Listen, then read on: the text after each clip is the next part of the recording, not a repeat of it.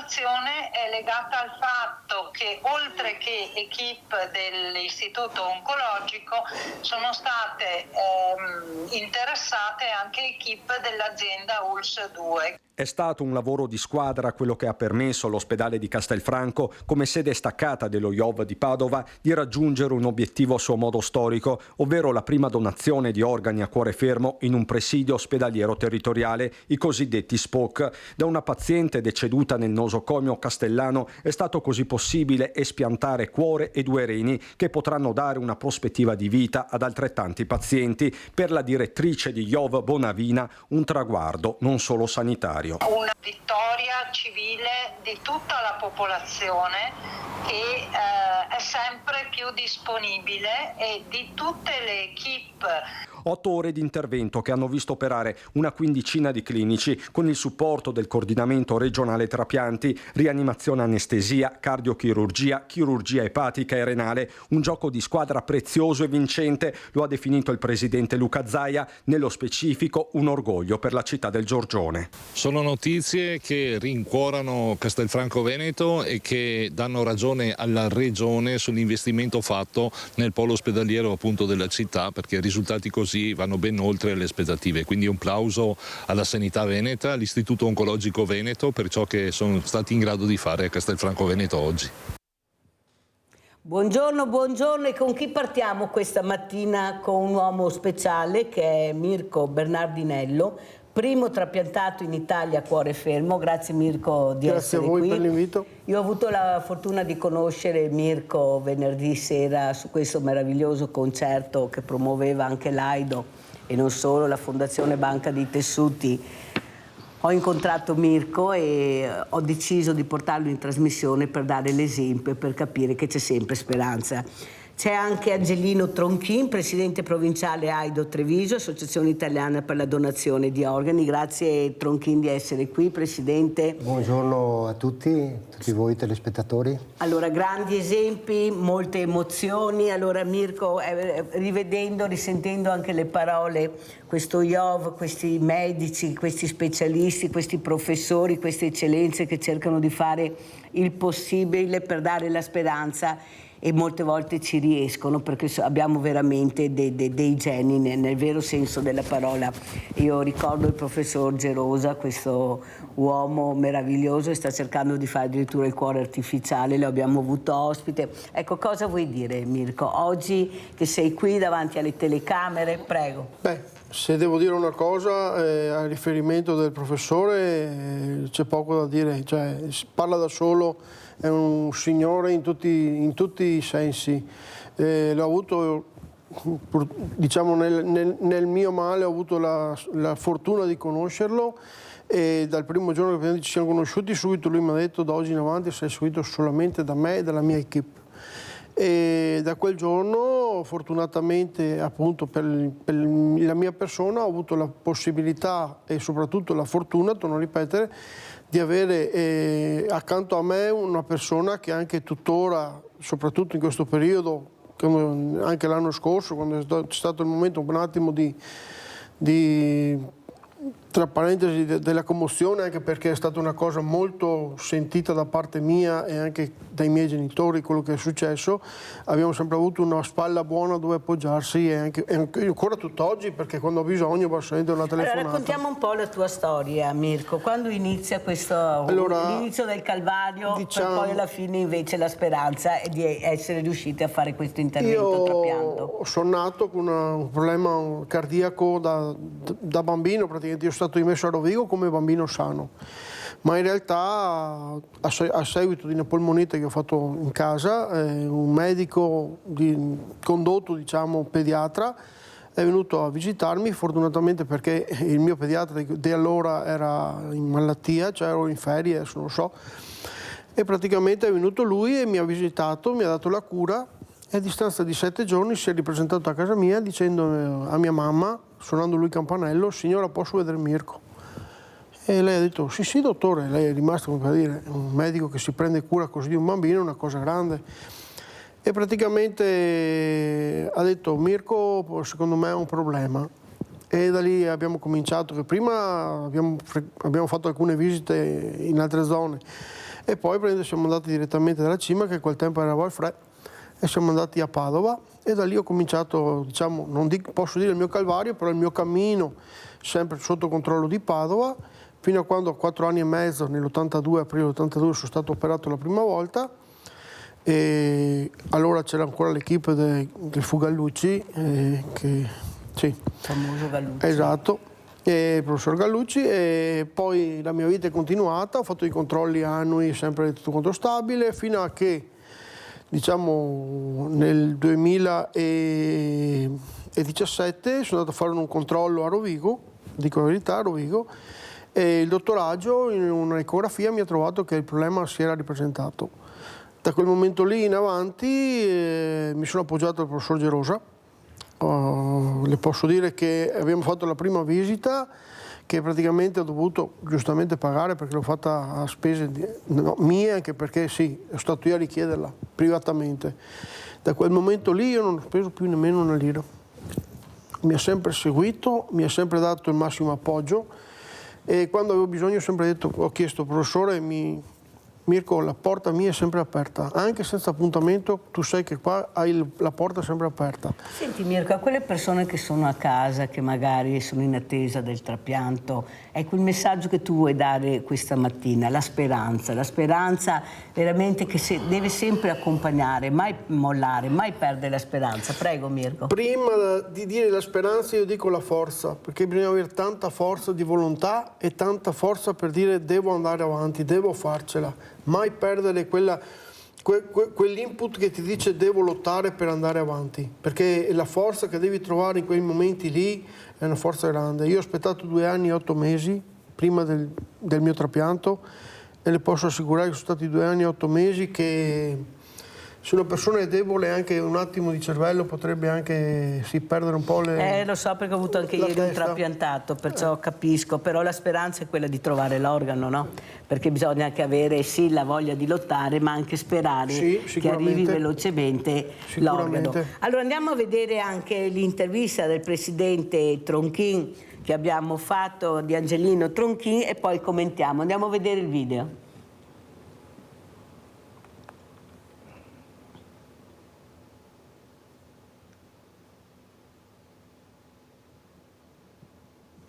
Vediamo se parte.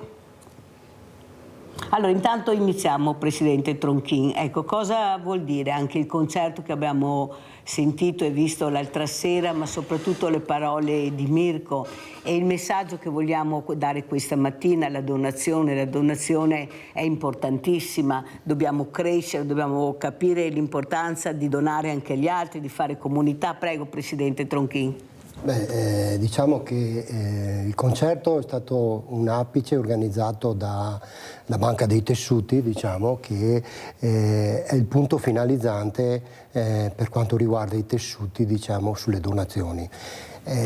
Noi come AIDO abbiamo la missione di cercare di convincere le persone che la donazione sotto tanti aspetti può dare speranza di vita e anche continuità di vita normale, diciamo. Allora la fermo perché hanno trovato il servizio, vediamo la regia se riesce a mandarlo.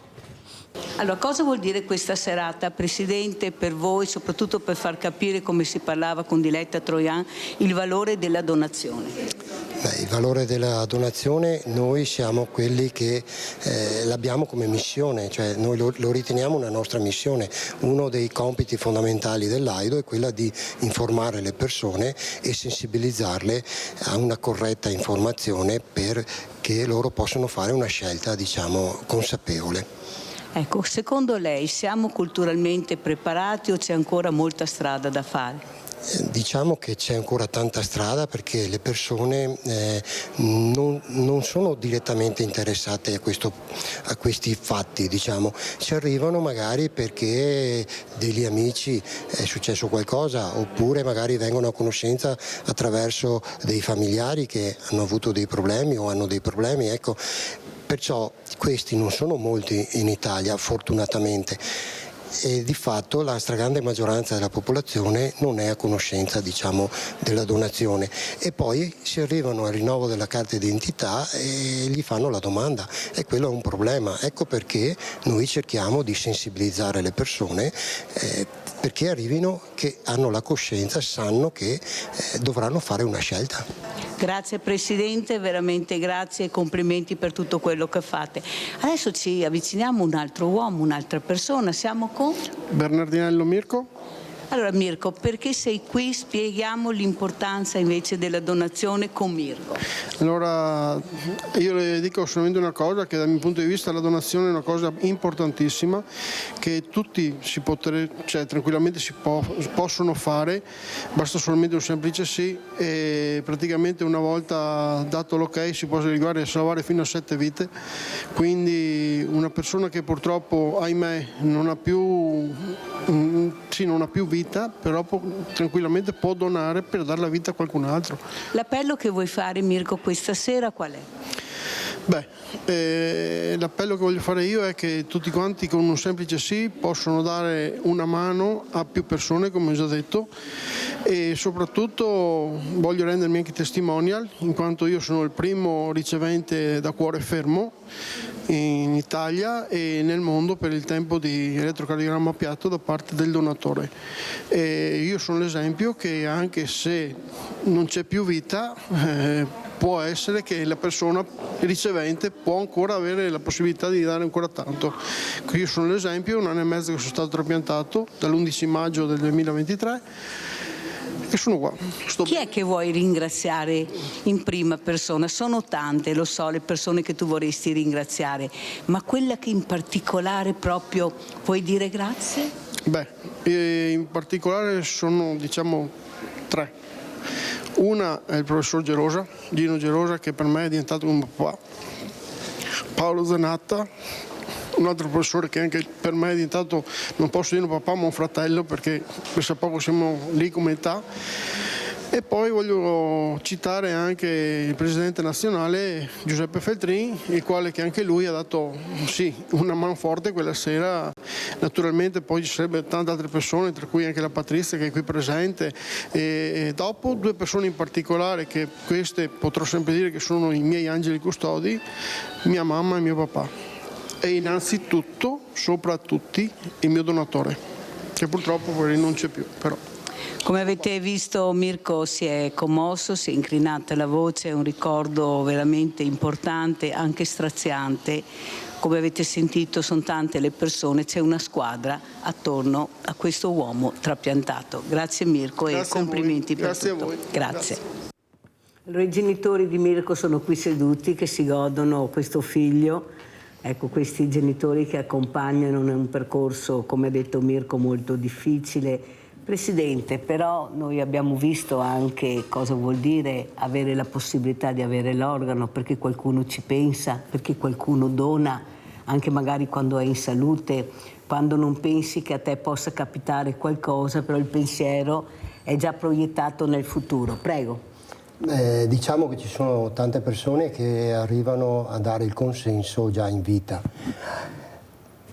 Tante volte però succede che per questioni di tempo, per questioni di scarsa conoscenza, arriva la possibilità di poter donare, però non c'è la richiesta effettiva. Allora i medici chiedono alla famiglia se il deceduto aveva espresso la volontà, magari anche attraverso i suoi atteggiamenti e il suo modo di vivere, la volontà di donare, e a quel punto si procede alla donazione. Ecco.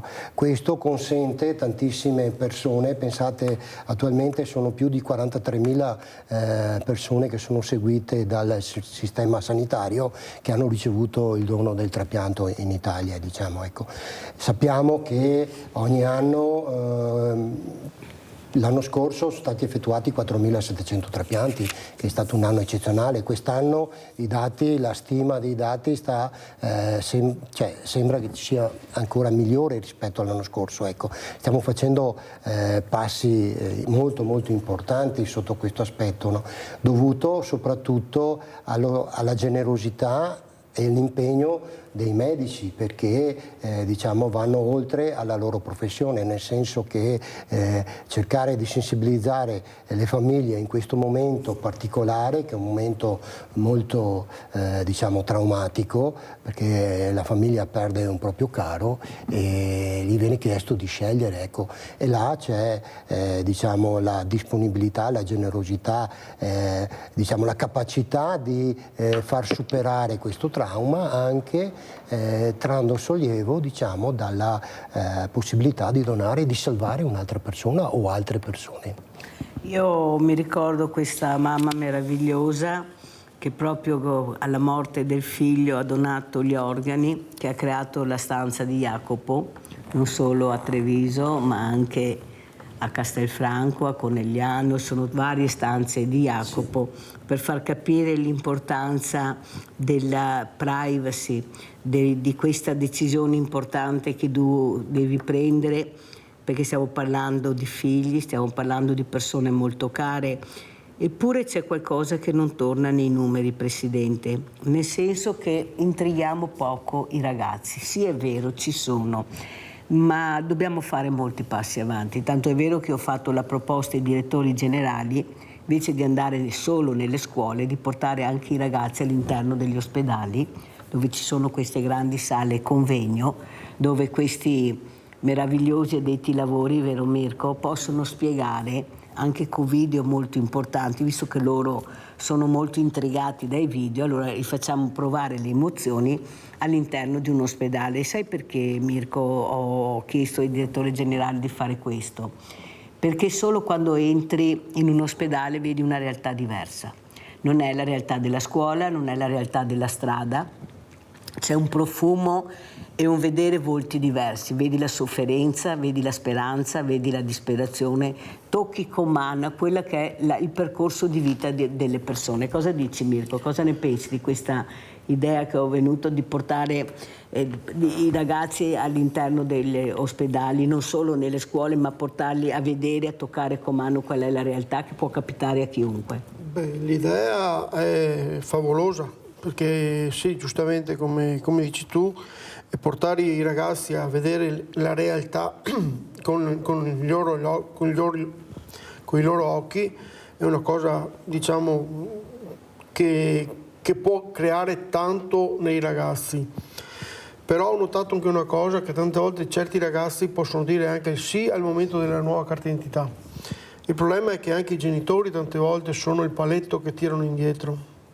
Perché tante volte i genitori, quando il ragazzo arriva a casa, magari giustamente avvisa la propria famiglia, dice guarda che ho fatto la carta d'identità, ho dato l'ok per i genitori lo aggrediscono subito, perché ancora ci sono tante leggende metropolitane che girano purtroppo, che praticamente dicono che ti fanno morire prima, ti dicono che cercano di dare gli organi tuoi prima ancora che tu sia, cioè che tu non ci sia più. Tante diciamo stupidaggini che girano ancora tuttora purtroppo e nel web e anche nel mondo reale, perché purtroppo c'è ancora tanta poca informazione a riguardo del principio del dono. E come si era detto, che ha detto prima anche il Presidente, l'anno scorso ci sono stati dei numeri abbondanti. Io ho parlato proprio l'altro giorno con il professor Gerosa, il quale mi ha detto che attualmente, dopo il mio caso, cioè dopo il mio intervento, siamo riusciti a farne altri 37, sono riusciti a farne 37. Quindi se tutta quanta Italia stiamo crescendo anche il valore del trapianto, diciamo, a cuore fermo oppure o organo morto, perché si dice così, è una cosa molto importante, perché da lì si può capire realmente che anche se dopo un corpo, dopo 20 minuti di elettrocardiogramma piatto, di morte accertata e soprattutto che purtroppo anche morte cerebrale, può benissimo, come ripeto, arrivare anche a salvare fino a 7 vite. Abbiamo visto prima il servizio all'inizio dove dicevano che appunto una persona purtroppo con certe problematiche è riuscita a salvare, cioè a donare il cuore e i 2 reni a 3 persone che praticamente potevano, anzi certamente avevano bisogno di questo. Quindi È brutto da dire, però un pensiero, un semplice sì può aiutare veramente tante persone. Ecco. Il problema, come ha detto Mirko molto chiaramente, Mirko Bernardinello, è la cultura anche all'interno delle famiglie di parlare. Io mi ricordo questa mamma che ho nominato prima, la Fausta Tokyo, la stanza di Jacopo. Lei sapeva di fare una cosa giusta e buona perché lei sapeva cosa pensava suo figlio. Loro ne parlavano in famiglia, e là il problema grande. Tu devi crescere con una famiglia che ti mette al corrente di quello che può essere un percorso anche diverso di vita. Io ho avuto una tanatologa, era la prima volta che la sentivo, che ha spiegato che è da bambino che devi iniziare a parlare anche della morte, non solo della vita.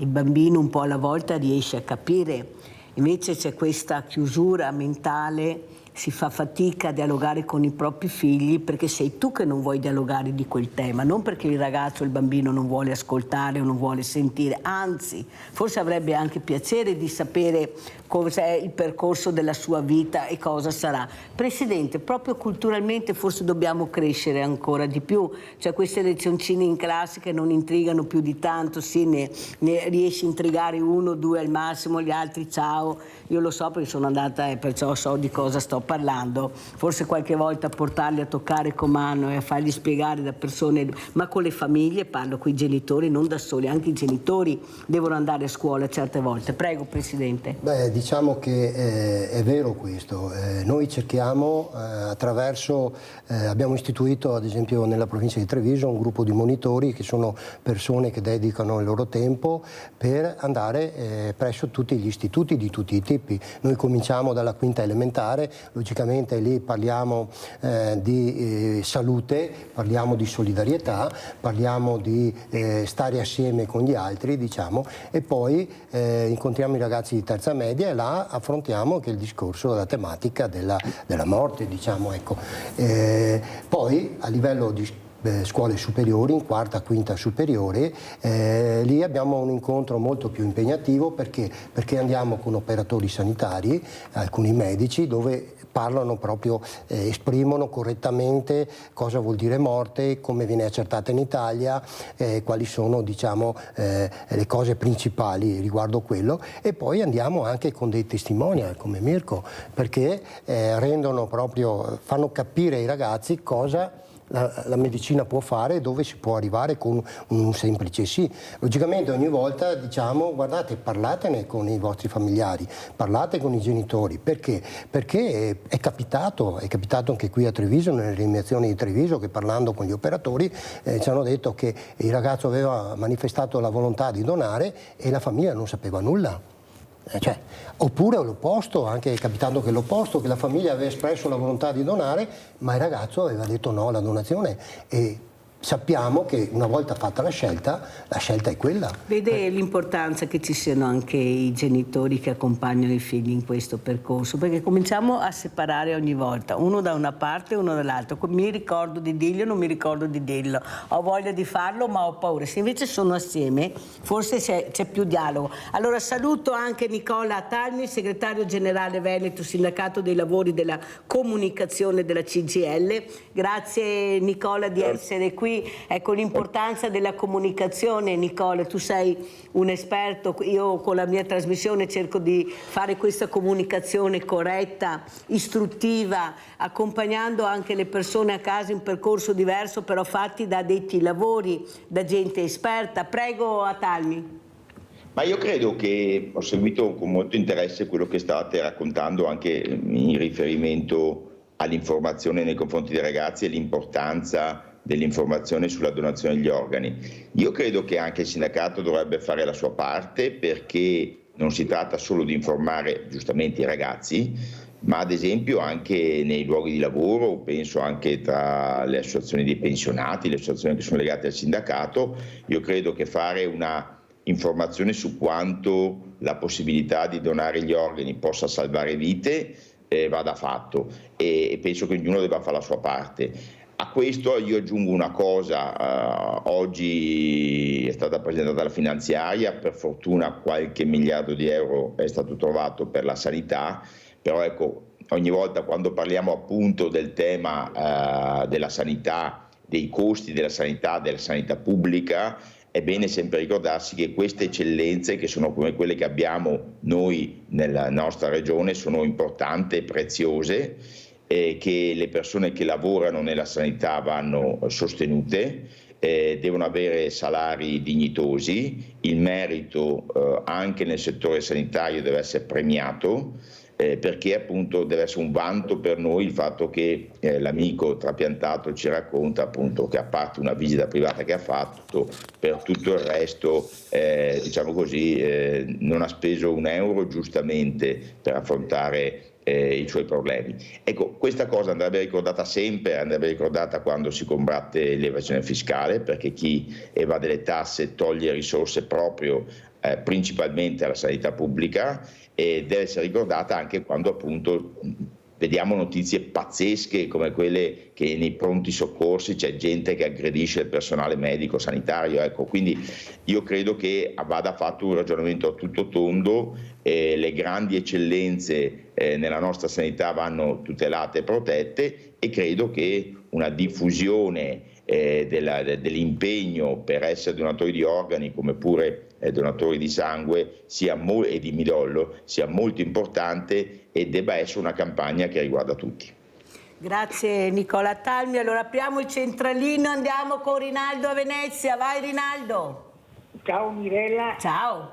Oggi finalmente una bella notizia di sto ragazzo del Mirko che io ho operato e sta bene e tutto sembra bene. E ora vediamo che se la sanità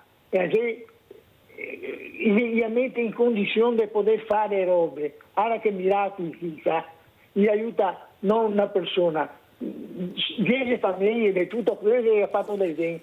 Mi sanata, io conosco Paolo, io conosco il bene, va bene? E se una brava persona, non brava di più.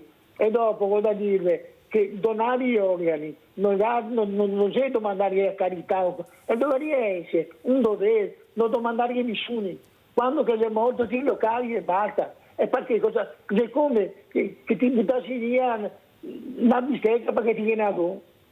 Che io mi parlo e butto in valse. Però bisogna andare giusto, dare a chi che ha bisogno di quel sangue e organi, dargli, non chi che ha da fare, aspettare 2 anni. Dico un amico che sta operando, dal professore Vaiucci, che io ho conosciuto personalmente, va bene, un altro santo, va bene. E ora, sta gente qua, questi li avremmo da portare in alto, osannarli per tutta la vita, non che critinare, mi fai. Grazie Rinaldo, vado avanti, ti ringrazio anche, ciao, penso Mirella, che anche gli ospiti sono stati contenti, specialmente Mirko, della telefonata di Rinaldo. Devo correre, andiamo a vedere il video Eventi Aido Treviso con Angelino Tronchi e poi lo commentiamo.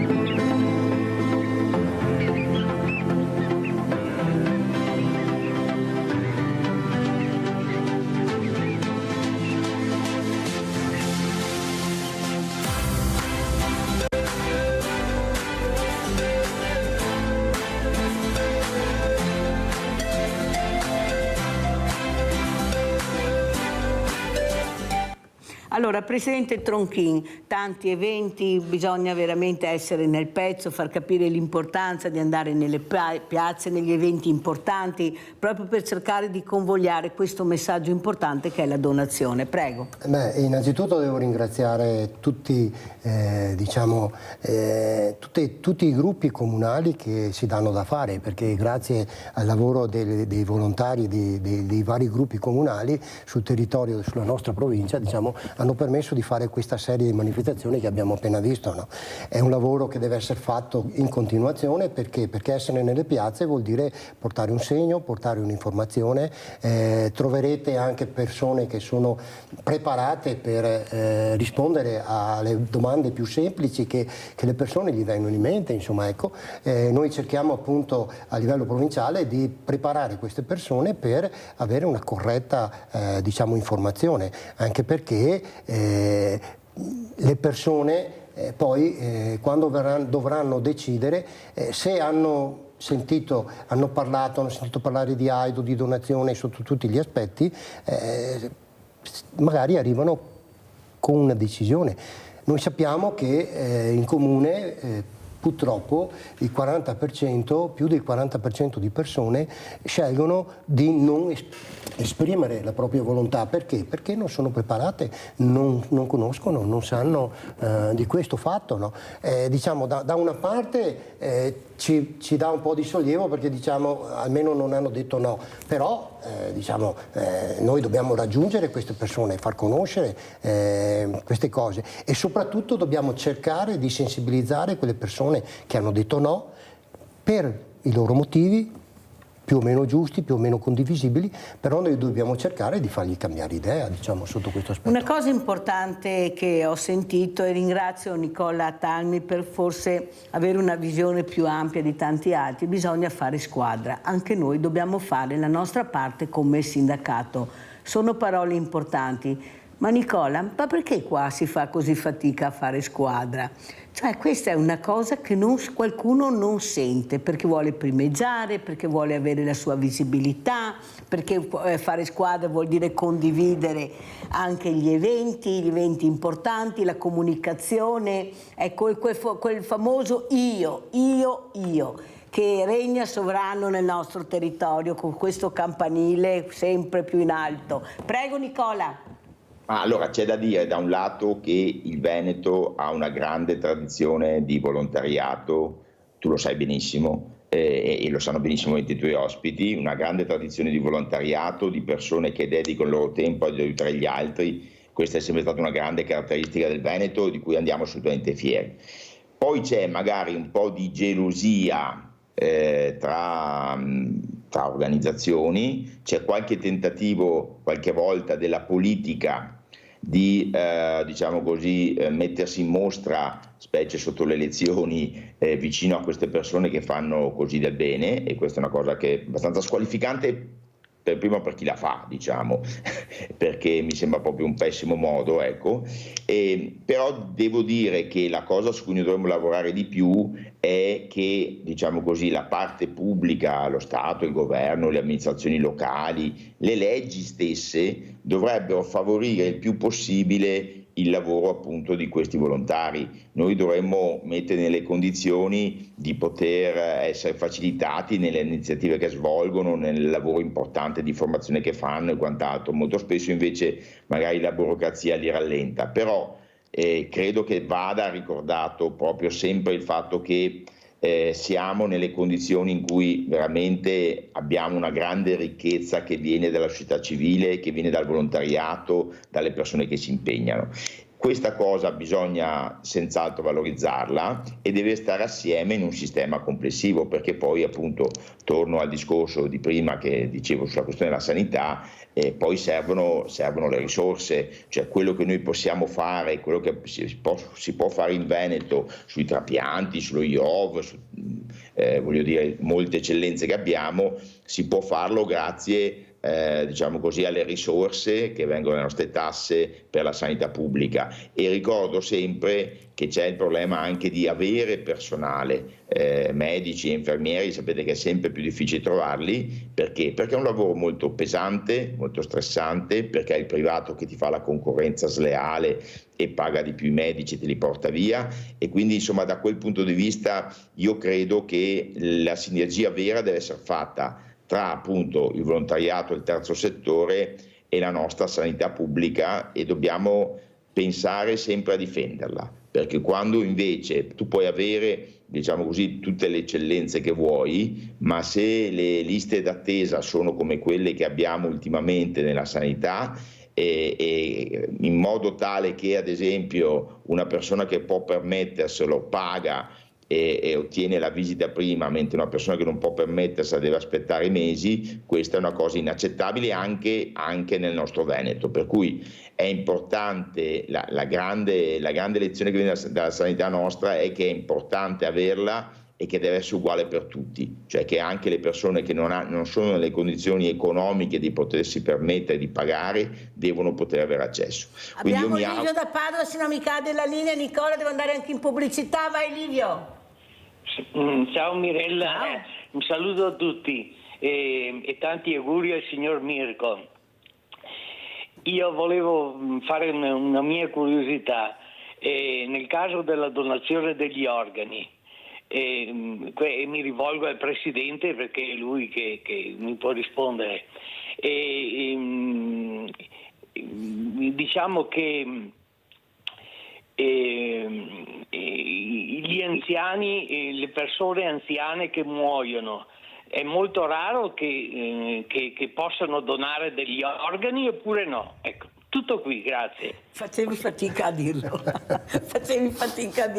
Livio ci sta pensando. Allora, prego Presidente Tronchi. No, questo è un mito da sfatare, perché ci sono degli organi che non dipendono dall'età, ma dipendono dalla funzione biologica, e se una persona ha vissuto in maniera corretta, è sempre stata bene, non ha mai avuto problemi, a parte i problemi insoliti, diciamo, ecco, può donare anche in tarda età. Ad esempio i reni possono essere donati anche a ultra novantenni, è già successo anche in Italia, diciamo. Anche il fegato può essere donato da persone anziane, diciamo, sotto questo aspetto. Perciò, e poi c'è una branchia di tessuti dove la donazione può essere consentita a qualsiasi età, diciamo.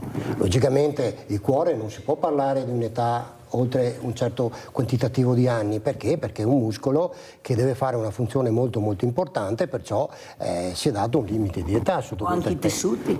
Qualche tessuto diciamo non può essere sostituito se la persona è troppo avanti negli anni, diciamo, però ci sono tessuti che possono essere recuperati. Questa è l'importanza dell'informazione. Infatti io ho avuto ospite il professor Cozzi di Padova, e la mia proposta, perché io faccio sempre anche proposte, mi piace, di andare nelle RSA a parlare di donazione a questi diversamente giovani, perché noi forse ci dimentichiamo che non tutti hanno l'Alzheimer, ci sono persone che ragionano, basta pensare all'università della terza età.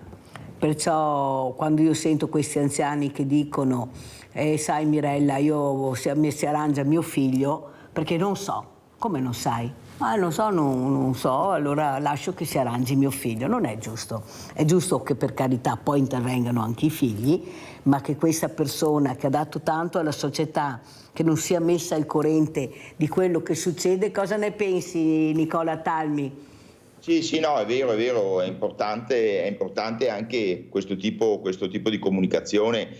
Ad esempio, io stesso devo dire la verità che questa cosa che è appena stata detta, che diciamo così, non è una questione di età, quant'altro, che ci possono essere varie forme di donazione, penso che sia una cosa senz'altro utile da far circolare, da fare informazione. Per quello dicevo che secondo me è importante, ovviamente quando uno fa la carta d'identità, qui è il momento opportuno, però è importante durante tutta la vita, uno può capire che può diventare donatore. Insomma, da questo punto di vista appunto potremmo anche farlo oltre le scuole, anche in altri ambiti, anche in luoghi di lavoro. Abbiamo Paola da Mira. Ciao Paola. Buongiorno a tutti. volevo intervenire un po' sui medici, è un po' che volevo intervenire. Fatalità, stamattina parlate proprio di salute e medicina. Io volevo solo sapere perché un medico di base da giugno adesso ha fatto 4 settimane di vacanza, per lavoro, e sullo studio c'è una sostituta, c'è un altro medico che riceve solo le urgenze. Scusa, sono un po' agitata. Bene, però sto medico di base fa fare anche i corsi per fare le ecografie che dopo si fa pagare anche a tutti i pazienti che vanno, e noi rimaniamo senza medico di base. Bene, questo vuol dire che io per avere un appuntamento dal mio medico di base per parlare dei miei esami aspetto. Dunque io ho chiamato l'8 di ottobre e l'appuntamento me l'avevano dato o il 28 o il 30 di ottobre. Ritieni che sia giusto? Può fare quello che vuole, può andare dove vuole, però noi abbiamo bisogno di essere anche considerati persone e essere ricevuti. Grazie Paola, devo andare assolutamente in pubblicità, poi ti risponderemo. Pubblicità.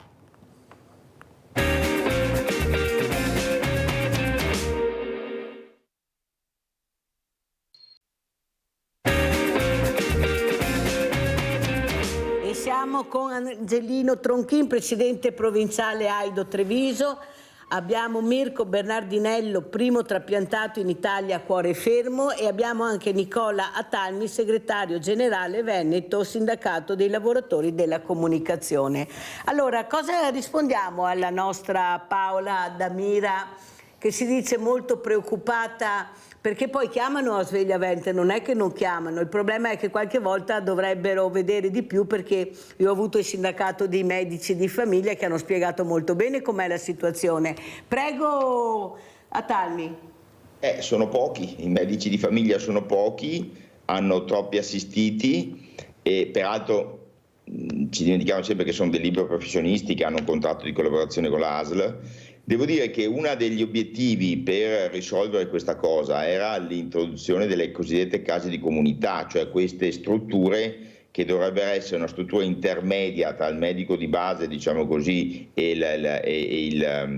l'ospedale, dove si trovano più di un medico e più di un professionista per le questioni più che altro croniche e non emergenziali, che potrebbero funzionare molto bene. Mi pare che anche qui siamo molto indietro con il raggiungimento di quell'obiettivo, per cui adesso le persone hanno l'ansia che il proprio medico di base vada in pensione, perché il rischio è che poi non ne arrivi un altro, e si fa fatica a trovare i medici che fanno i medici di base, perché sempre di più ovviamente preferiscono di fare specializzazioni ospedaliere e quant'altro.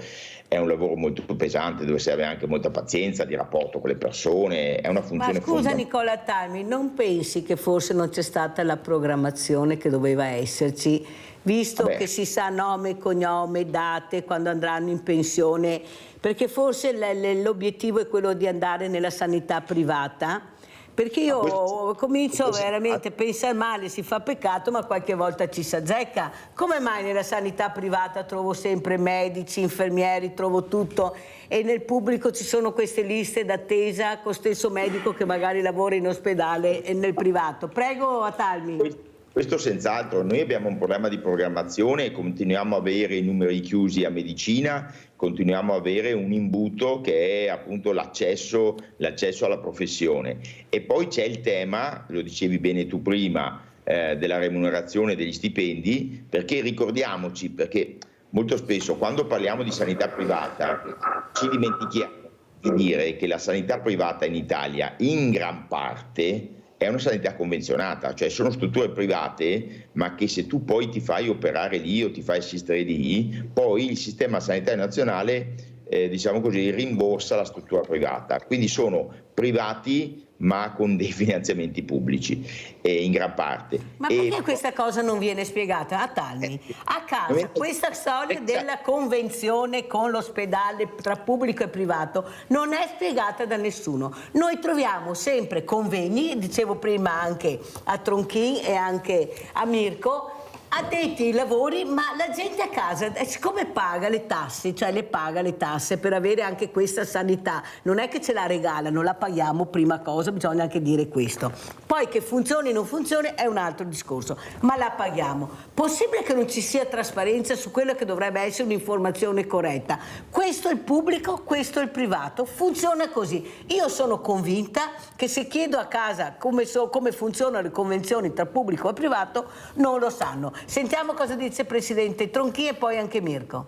Beh, sotto questo aspetto logicamente c'è tanta ignoranza, cioè le persone perché affrontano il problema nel momento del bisogno, non è che prima uno ci pensa, no? Ci pensa quando uno sta male, va dal medico e allora magari là si trova le porte un po' chiuse perché il medico diciamo oltre che fare il medico di base per arrotondare lo stipendio fa magari anche assiste magari una casa di riposo, diciamo, e allora deve alternare i tempi. Poi ha un numero magari elevato di persone e non è facile perché ognuno di noi ha le sue esigenze, le sue problematiche e il medico di base deve conoscere perfettamente la persona, deve sapere, deve inquadrare il problema ed è quella la cosa determinante, diciamo, perché se non riesco a inquadrare il problema faccio girare questa persona magari per gli ospedali e non trarranno nessuna agevolazione. Adriana da Crocetta, vai Adriana. Buongiorno a tutti, ciao Mirella. Ciao. Ho sentito parlare di volontariato, ma sai Mirella, adesso i giovani non è vero che facciano volontariato, ci sono sempre le stesse persone che le meno giovani, come le chiami te, quelle sì, ma non viene remunerato anche il volontariato, perché ci sono persone che non vogliono rimettersi. Comunque, sinceramente. E poi è così la vita, tutti per i soldi, tutto per il denaro, volontariato puro, non esiste più.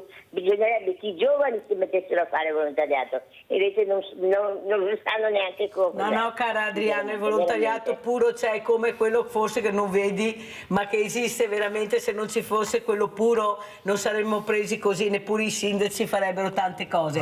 Allora Mirko, come vuoi commentare anche quello che ha detto? Grazie Adriana, anche quello che ha detto Nicola Talmi, quello che ha detto il Presidente Tronchin. Beh, per quanto riguarda i medici di famiglia, purtroppo sappiamo tutti quanti la situazione com'è e personalmente forse fortunatamente io medico di base che fino a qua non mi ha mai fatto mancare nulla, o meglio ha sempre la piena disponibilità, posso chiamarlo e lui quello che mi serve non è mai mancato, ecco. Detto ciò, sappiamo che appunto ci sono molte situazioni, come diceva prima appunto anche la signora Paola, che praticamente giustamente lei si lamentava per il discorso appunto che per la sanità deve aspettare diverso tempo per fare visionare un esame e quant'altro. Dobbiamo capire però che se un medico di base ha 1500 pazienti sotto di lui e tutti i 1500 in una volta ma rimandano gli esami, di conseguenza tutti vanno a slittare. Poi c'è da dire un'altra cosa, che come giustamente diceva anche per il discorso sanità pubblica e privata, se io vado in privato trovo subito. Difatti abbiamo tutti quanti, quando chiamiamo il CUP, se vogliamo una visita privata domani ce l'abbiamo, se invece dobbiamo fare per dire una visita in convenzione andiamo a 6 mesi. E questo è una cosa che purtroppo dal mio punto di vista dovrebbe essere sistemata, perché giustamente bisognerebbe equilibrare un po' di più il privato e il pubblico, nel senso che se si fa domani il privato e fra 6 mesi il pubblico, cerchiamo di fare tutti magari a un mese e siamo a posto. Dopo si sa che purtroppo anche lì sul discorso privato la sanità c'è sempre sopra soprattutto perché non è che il medico dica io faccio privato perché prendo di più, perché alla fine, essendo negli ambienti della sanità, il medico la sua, diciamo, parcella è sempre quella, però altri ricavati vanno direttamente anche all'ente o alla sanità dove praticamente lui è appoggiato, diciamo l'ASL in questo caso. Ecco. Abbiamo Monica da Paese, vai Monica. Ciao, buongiorno a tutti. Allora, vorrei ribadire due concetti. Allora, c'è il discorso anche delle persone che non riescono a curarsi i denti, ad esempio, problema dentista. Che c'è il solito discorso come le visite mediche, chi ha i soldi si cura i denti, chi non ha i soldi non se li cura. Io ho mio marito, faccio un esempio, ho mio marito col mal di denti, adesso dei soldi, c'è il dentista che avanza dei soldi, non riusciamo a pagarlo e lavoriamo in due. E c'è il problema che adesso deve aspettare prima di andare dal dentista, intanto sta col mal di denti, perché adesso per il momento non abbiamo i soldi. E poi un'altra cosa, il discorso delle visite medie a pagamento è un'utopia, è una cosa tremenda, perché Miraglia lo sa, io sono diabetica dalla nascita, monogenetica purtroppo, e anch'io, per me è un disastro, perché io addirittura devo andare a Padova perché a Treviso le visite, qua anche adesso ci sono i diabetologi che fanno le visite a pagamento ed scusate la parola, ed è uno schifo, perché la diabetologia dovrebbe essere gratuita a tutti, non a pagamento. E dopo qui purtroppo non sono avanti con le cose, sono indietro con le cure. E io per forza di cose mi devo spostare a Padova, e Padova è lontano per me, devo andare a Colli Euganei, al centro, quello più grande che c'è. Grazie Monica, devo andare avanti, poi sono quasi in chiusura. Volevo far vedere anche l'intervista del presidente regionale dell'Aido Rossini, andiamo a sentire e poi commentiamo.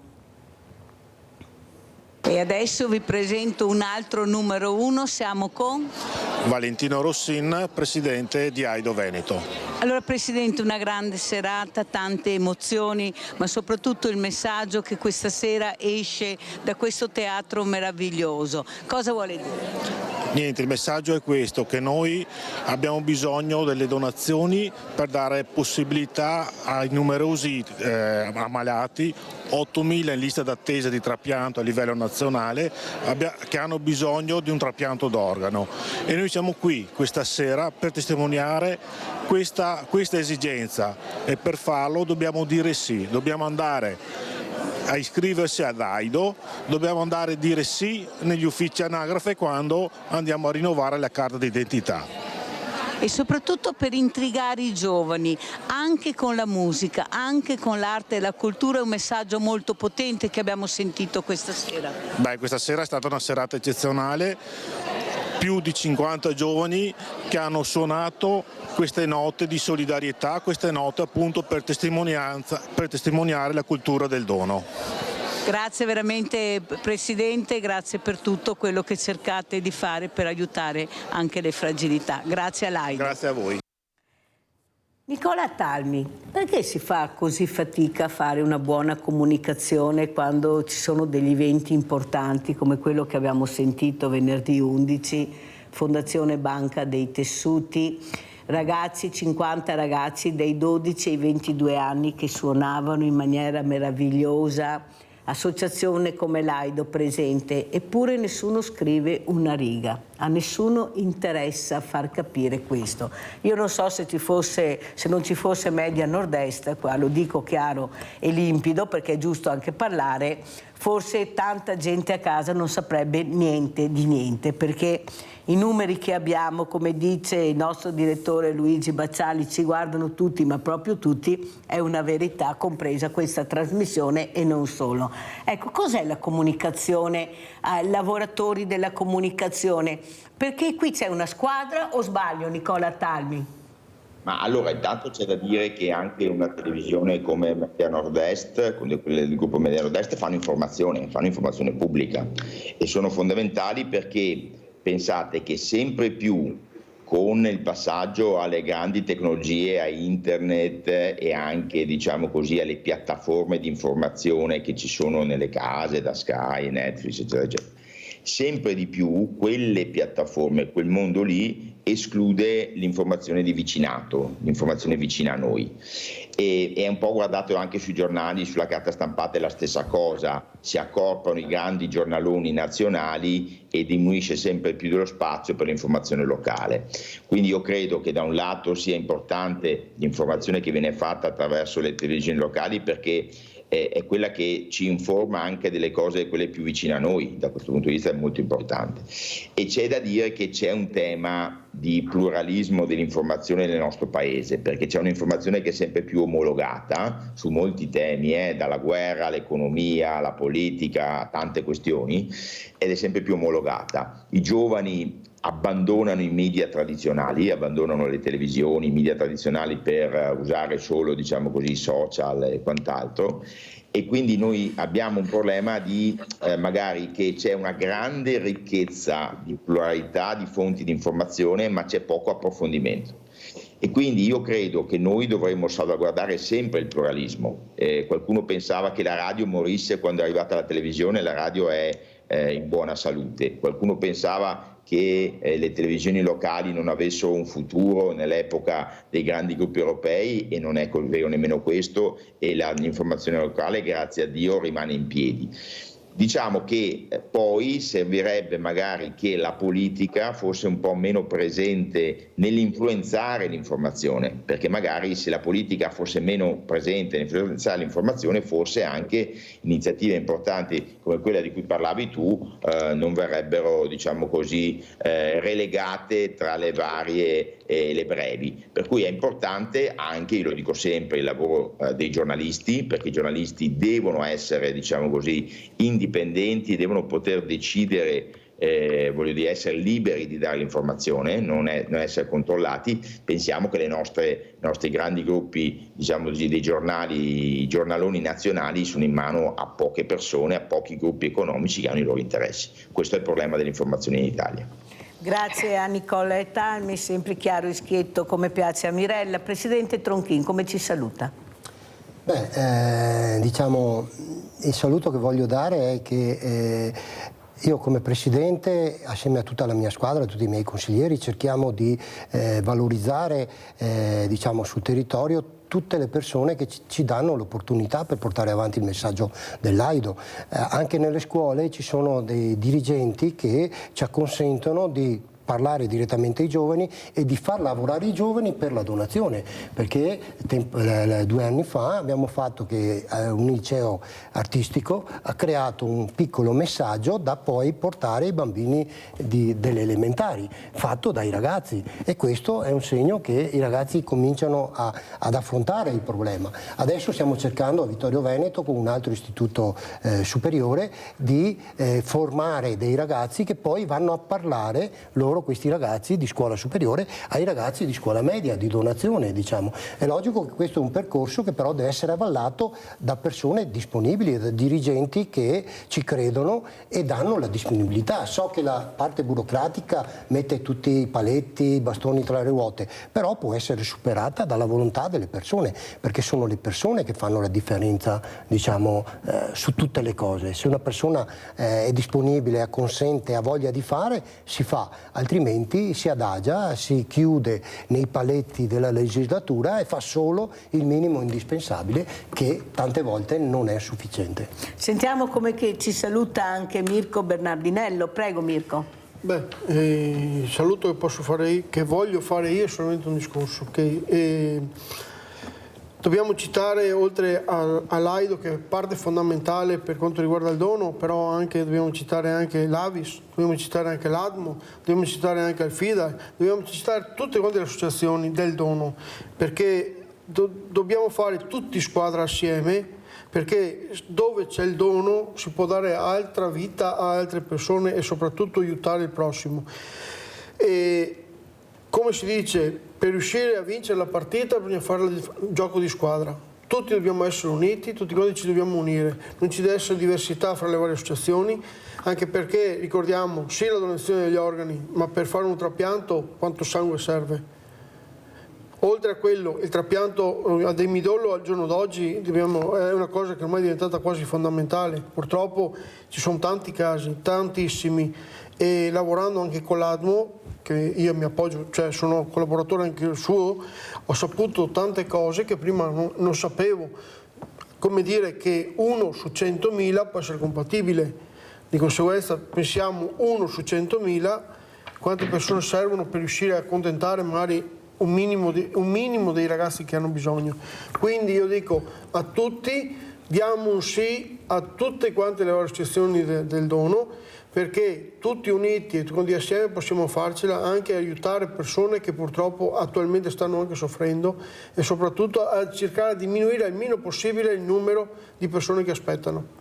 Questo è il mio messaggio. In questa trasmissione abbiamo la fortuna di avere tutte queste associazioni che Mirko Bernardinello ha elencato, perciò io sono onorata quando vengono ospiti, perché danno un'informazione corretta, e grazie all'informazione corretta poi magari qualcuno può anche donare. Grazie anche a Nicola Atalmi, segretario generale Veneto, Sindacato dei Lavoratori della Comunicazione, di essere stato con noi, grazie al presidente Angelino Tronchi, grazie anche ai genitori di Mirko che sono qui seduti. Grazie, pubblicità.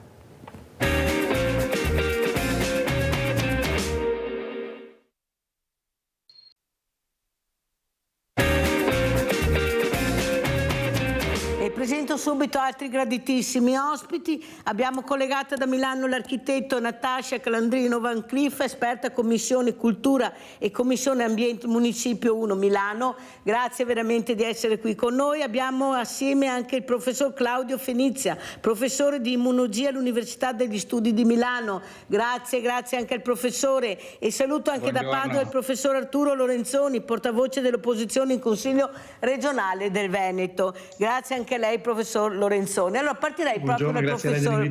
Grazie Lorenzoni. Cosa sta succedendo a livello regionale? Si parla molto di autonomia, si parla di LEP, forse a casa non hanno capito niente, c'è una confusione che regna sovrana. Ecco, ci spieghi un po' come stanno le cose, professor Lorenzoni?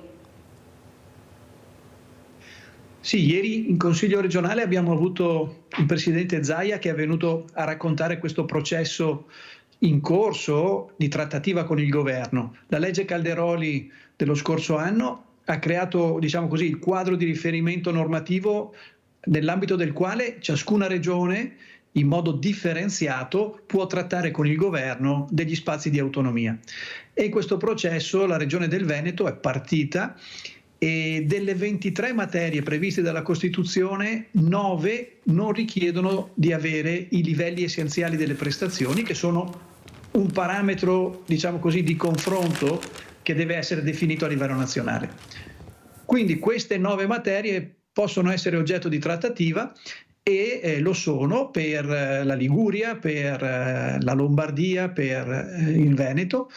E in realtà, ecco, il presidente Zaia ci ha fatto capire che siamo ancora, come ha detto lui, nella fase di riscaldamento, nel senso che ancora non c'è stata una trattativa vera e propria avviata, e che non parliamo tanto di materie quanto di funzioni, per cui questo processo, che era partito con il movimento secessionista addirittura, poi autonomista, poi di competenza delle materie, ora è divenuto un confronto con il governo centrale per poter avere delle funzioni gestite a livello locale.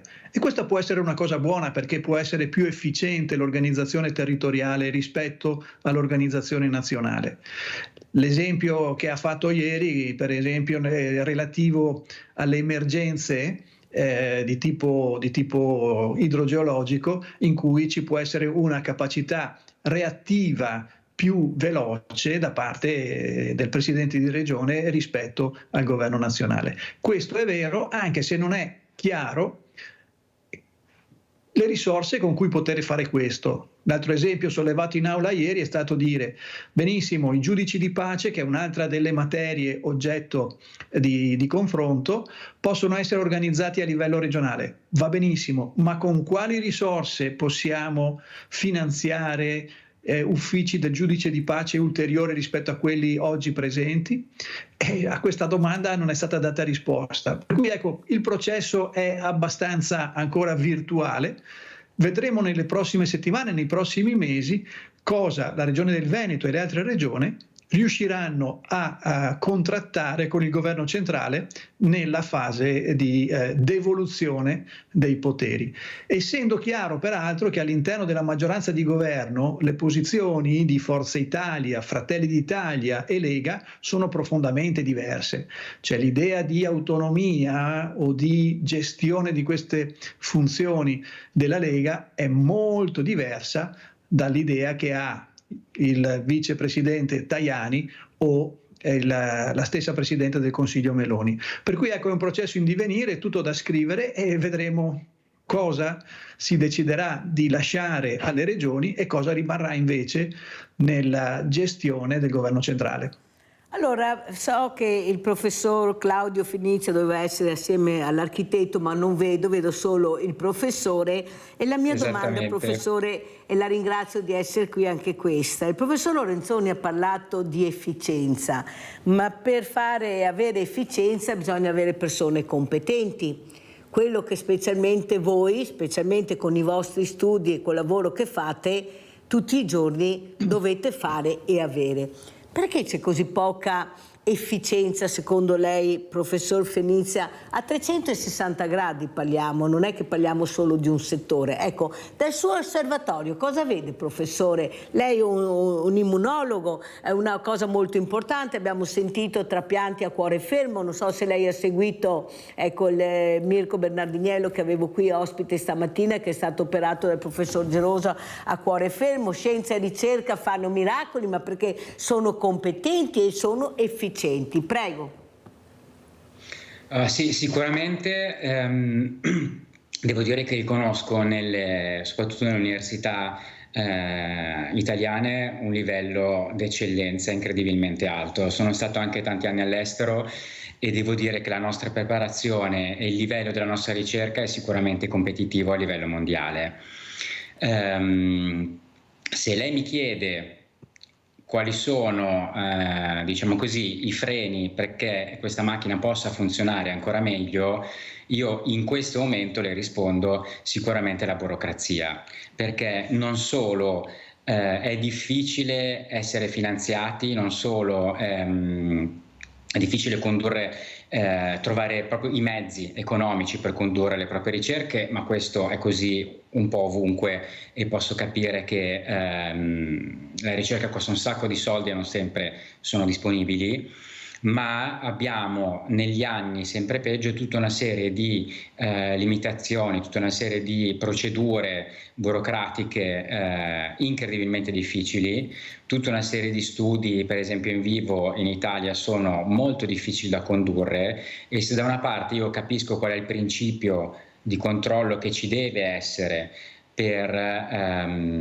mettere dei limiti a quello che la ricerca può fare, e lo trovo giusto, per sapere come i soldi pubblici vengono spesi, e lo trovo giusto, dall'altra devo dire che siamo veramente attanagliati e rallentati in maniera incredibile, e io trovo un peggioramento nell'arco del tempo di queste condizioni che mettono un freno decisamente importante alle nostre attività.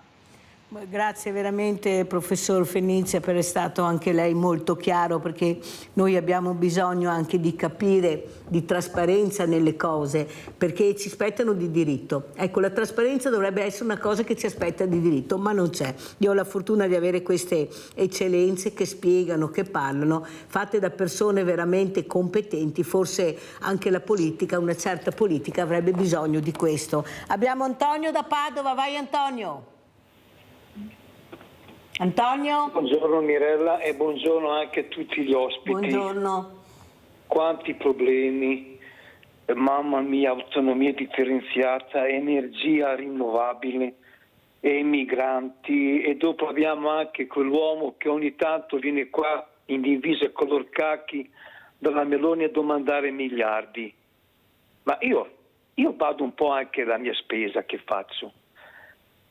Sono andato in fruttivendolo ieri, ho comprato 5 cose, 3 banane, 3 kiwi, 2 cavoli Verza, un pacchettino di piselli e un po' di prugne secche. Costo 20 euro. 20 euro. Ho preso 5 robe, 4 euro ogni voce. Cioè, mi rendete conto io? Ma se adesso viene uno in televisione a parlare della autonomia differenziata, a me non me ne frega niente. Io guardo a fine mese cos'è che mi rimane in tasca e mi sono accorto che già nel giro di 2 o 3 anni che il caro vita è aumentato e anche triplicato. Adesso non so, diamo la colpa a Tiso Caio Sempronio, a me non mi interessa niente. Ma c'è qualcuno a Roma che fa gli interessi degli operai, degli italiani? Ma non c'è, ma guarda, io non lo so. Sempre peggio. Ma si va in televisione a parlare di tutte queste robe qua, migranti, ma non c'è nessuno che parla dei nostri stipendi, le pensioni che calano e via discorrendo. Ma come mai che c'è sempre tutte queste voci che in fin fine a me non me ne fregano niente? Io devo badare a mandare avanti la famiglia, ma come faccio a mandare via con questi prezzi? Tutto aumenta. Grazie, Ma perché Antonio, non ci mettiamo devo correre, tutti se no non ce la faccio, sei stato molto chiaro. Lo so, ti ringrazio, lo so. Grazie Antonio. Allora, professor Lorenzoni, quello che preoccupa è sentire anche il professor Fenizia, dice la burocrazia ci impedisce di volare. Ma chi è che ha messo la burocrazia e continua a mettere la burocrazia? Quanti burocrati paghiamo e quanto li paghiamo, mentre l'operaio è alla fine della catena con stipendi da fame? Neppure con 2 stipendi una famiglia riesce a vivere, a sopravvivere. Oggi il Banco Solidale, domani vedrete. Ecco, mi sono perfino invitata con la mia squadra alla scuola di cucina per far cercare di staccare la spina, perché c'è una depressione che regna sovrana. Però il professor Fenizia è stato molto chiaro. Noi abbiamo delle università che preparano, abbiamo veramente dei ragazzi, delle persone che escono che veramente sono preparatissimi, poi ce li fregano gli altri paesi perché li pagano di più, perché se li tengono stretti, perché sanno di avere un'eccellenza formata in Italia. E qua non ci stiamo, professore. Allora, burocrazia, colpa della burocrazia, eccellenze, geni, perché abbiamo dei geni che finiscono all'estero e difficilmente tornano, anche se vogliono raccontarci che la storia è diversa. Per qualcuno sì, ma molti rimangono là, poi ogni tanto tornano. Allora, sentiamo cosa dice, come risponde il professor Lorenzoni a quello che ha detto anche il professor Fenizia. Potremmo volare perché siamo molto bravi, siamo competenti a livello mondiale, ma siamo fermi. Prego, professor Lorenzoni. Sì, grazie Mirella. Mi faccia dire però una cosa prima su quello che ha detto il signor Antonio, perché il signor Antonio ha perfettamente ragione purtroppo. La crescita dei prezzi negli ultimi 3 anni ha veramente mangiato la capacità di spesa delle famiglie italiane. E l'esempio che ha fatto del fruttivendolo è veramente esemplificativo e io credo che questa veramente dovrebbe essere la priorità, restituire capacità di spesa, perché in questo modo ci stiamo veramente impoverendo e io capisco la difficoltà del signor Antonio, ma di milioni di persone che fanno veramente tanta fatica e dobbiamo dare una risposta, perché le imprese hanno ottenuto la competitività ma a scapito dei lavoratori, cioè il fatturato delle imprese ha garantito una redditività delle imprese ma andata ad erodere la capacità d'acquisto dei lavoratori, e questo è un fenomeno che c'è stato in Italia, c'è stato anche in altri paesi europei ed è veramente molto grave. Sul tema dell'efficienza e della burocrazia che ci uccide è un tema veramente che abbiamo ereditato dai governi del passato, perché c'è una tradizione in Italia, non a dire il vero nella Serenissima Repubblica di Venezia, ma nei governi, dal governo Papalino ai governi che si sono succeduti nel nostro paese, c'è una tradizione molto forte burocratica. E quello che vedo io nella mia esperienza anche di amministratore è che spesso chi opera nell'amministrazione tende a tutelare se stesso. e quindi tende a mettere delle regole per garantire se stesso, il suo lavoro, ed evitare di avere delle grane poi con i superiori, che rendono veramente difficile ogni passaggio, per cui ogni pratica ha tutta una serie di complicazioni finalizzate non a semplificare il servizio, ma finalizzate a tutelare chi eroga il servizio. E questo non è nell'interesse dei cittadini, e io credo servirebbe veramente un cambio radicale. E su questo il cambio è difficile, perché i ragazzi più giovani ne avrebbero la capacità, l'intuizione, la determinazione. Ma chi è meno giovane e fa fatica a pensare un'organizzazione diversa dei servizi tende a difendere il proprio ruolo, e in questo il nostro paese è statico, perché se andiamo a vedere i giovani fanno difficoltà ad avere ruoli di responsabilità, e questo è proprio dovuto alla difesa delle rendite di posizione di coloro che hanno dai 50 anni in su, me compreso, che vedo che faccio più fatica rispetto ai miei figli ad adeguare, a modificare il mio modo di lavorare. E invece dobbiamo dare fiducia ai ragazzi, lasciare che organizzino loro anche i servizi. Ci sarà il rischio in qualche caso di incorrere in qualche complicazione, qualcuno che possa trovarsi a gestire una pratica non in modo corretto, ma il beneficio per i cittadini sarebbe enorme. E tutti i processi di digitalizzazione dei servizi vanno in questa direzione.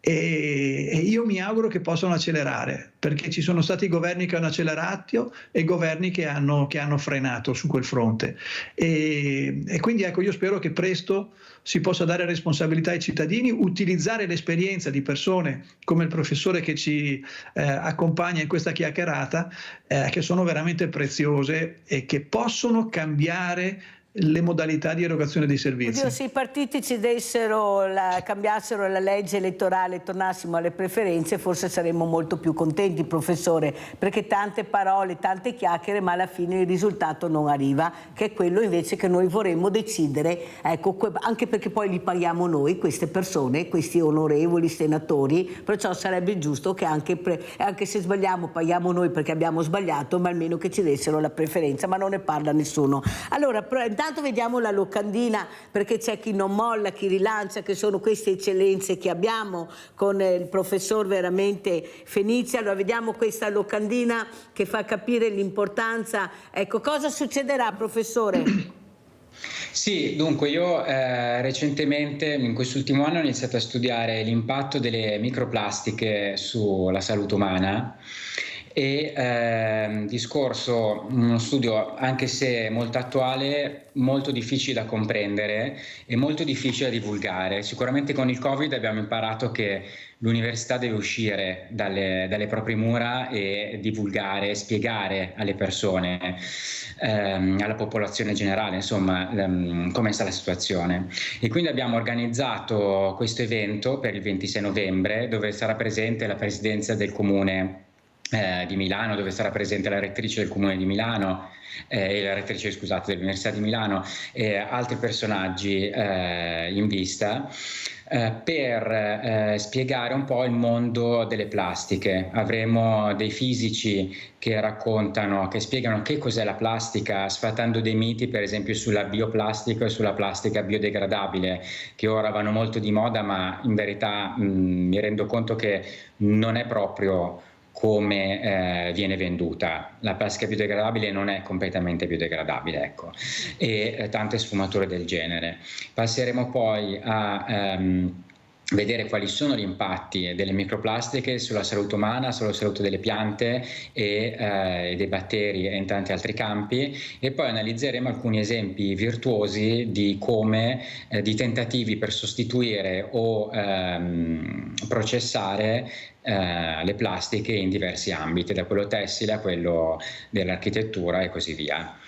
E per cui ci auguriamo che con questo evento, che può essere seguito online come sarà visto dalla locandina, possa essere un primo passo per iniziare a fare chiarezza sia per la popolazione generale, ma anche e soprattutto per i policy maker, che ci auguriamo con un panorama, con delle conoscenze più chiare su questo argomento molto difficile, possano possano prendere delle decisioni migliori, per esempio sul trattamento dei rifiuti e su quali sostanze possono essere commercializzate in Italia. Una cosa importante, la ringrazio professore Fenizia di averlo detto, non è proprio che sia la plastica biodegradabile, non è proprio così. Ma perché ci vendono sempre fumo? Perché ci raccontano quello che vogliono? Noi sfortunatamente non siamo esperti, non c'è il contraddittorio da parte nostra, perché non sappiamo, noi ci fidiamo di quello che viene detto in parte però siamo anche svegli e quando guardiamo una persona forse riusciamo anche a capire, ecco, se ha la maschera o non ha la maschera. Adesso poi in campagna elettorale sono tutti con la maschera, sono tutti bravi, belli, buoni, tutti hanno fatto tutto e faranno tutto. Però mi sembra che questa storia della plastica sia arrivata anche in regione, nella regione Veneto. Si è trattato questo argomento, professor Lorenzoni, o sbaglio? Posso aggiungere una cosa? Prego, professor Fenizia. No, mi scusi, professor Lorenzoni, va detto anche che io sono un biologo, per cui chiaramente non mi intendo di plastiche, ho fatto fatica io stesso a entrare, a capire, a farmi spiegare tutte queste sfumature, ed è anche vero che tantissime informazioni non sono disponibili prima. Ora c'è molta attenzione sulle microplastiche, ma tante decisioni sono state prese in passato sulla base delle conoscenze di allora, che poi nel lungo termine non si sono rivelate essere probabilmente le scelte migliori, o lo sono le scelte migliori, ma non sono sufficienti. Ecco, per cui la situazione secondo me è più complessa di non ci dicono di che cosa è fatto. No, guardi, professor Fenizia, posso assicurare che proprio non ci dicono quello che vorremmo sapere o spiegare in parte quello che è la verità. Questo, guardi, ne sono sicura. Comunque grazie per la sua correttezza, professor Fenizia. Sentiamo il professor Lorenzoni allora. Cosa è successo in regione proprio per quanto riguarda la plastica? No, concordo con il professor Fenizia sulla difficoltà di dare un perimetro e di conoscere, diciamo così, gli effetti biologici delle sostanze. Questo è verissimo. È vero anche che in regione abbiamo questa esperienza dei PFAS in particolare, cioè di questo inquinante, questa molecola che non è presente in natura ma che è stata creata artificialmente e che è uno dei maggiori inquinanti delle nostre falde acquifere. È una molecola piccolissima che ha la capacità di impermeabilizzare e che quindi è stata, diciamo così, messa a punto dalla DuPont anni fa per impermeabilizzare i tessuti e per rendere le pentole antiaderenti e tante applicazioni industriali. C'è dappertutto, ecco, qualcuno ha detto. Ma praticamente sì, è veramente una delle molecole più utilizzate e che però purtroppo dal 2013 sappiamo che c'era uno sversamento da uno stabilimento della Miteni a Trissino in provincia di Vicenza e che andava nella falda. E per molti anni, va detto, la Regione del Veneto non ha agito, non ha messo in sicurezza tutti i territori a valle della falda che utilizzano quell'acqua e che hanno continuato ad utilizzarla soprattutto con dei pozzi domestici che attingono a quella falda.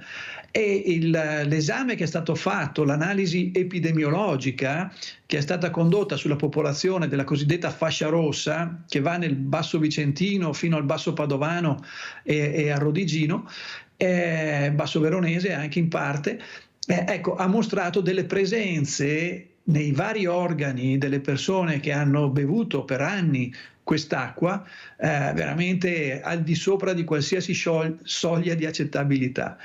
E questo non è un bel esempio, purtroppo, è un esempio critico. Si dice che il sito di Trissino sia uno dei peggiori inquinamenti vissuti nel nostro paese.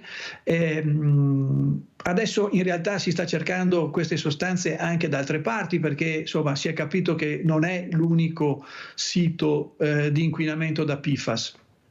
Però ecco, il tema del bando di queste sostanze proprio dal commercio è un tema caldo ed è un tema su cui io credo lavori come quello del professor Fenizia possano veramente aiutare a prendere delle decisioni pesate e ragionate.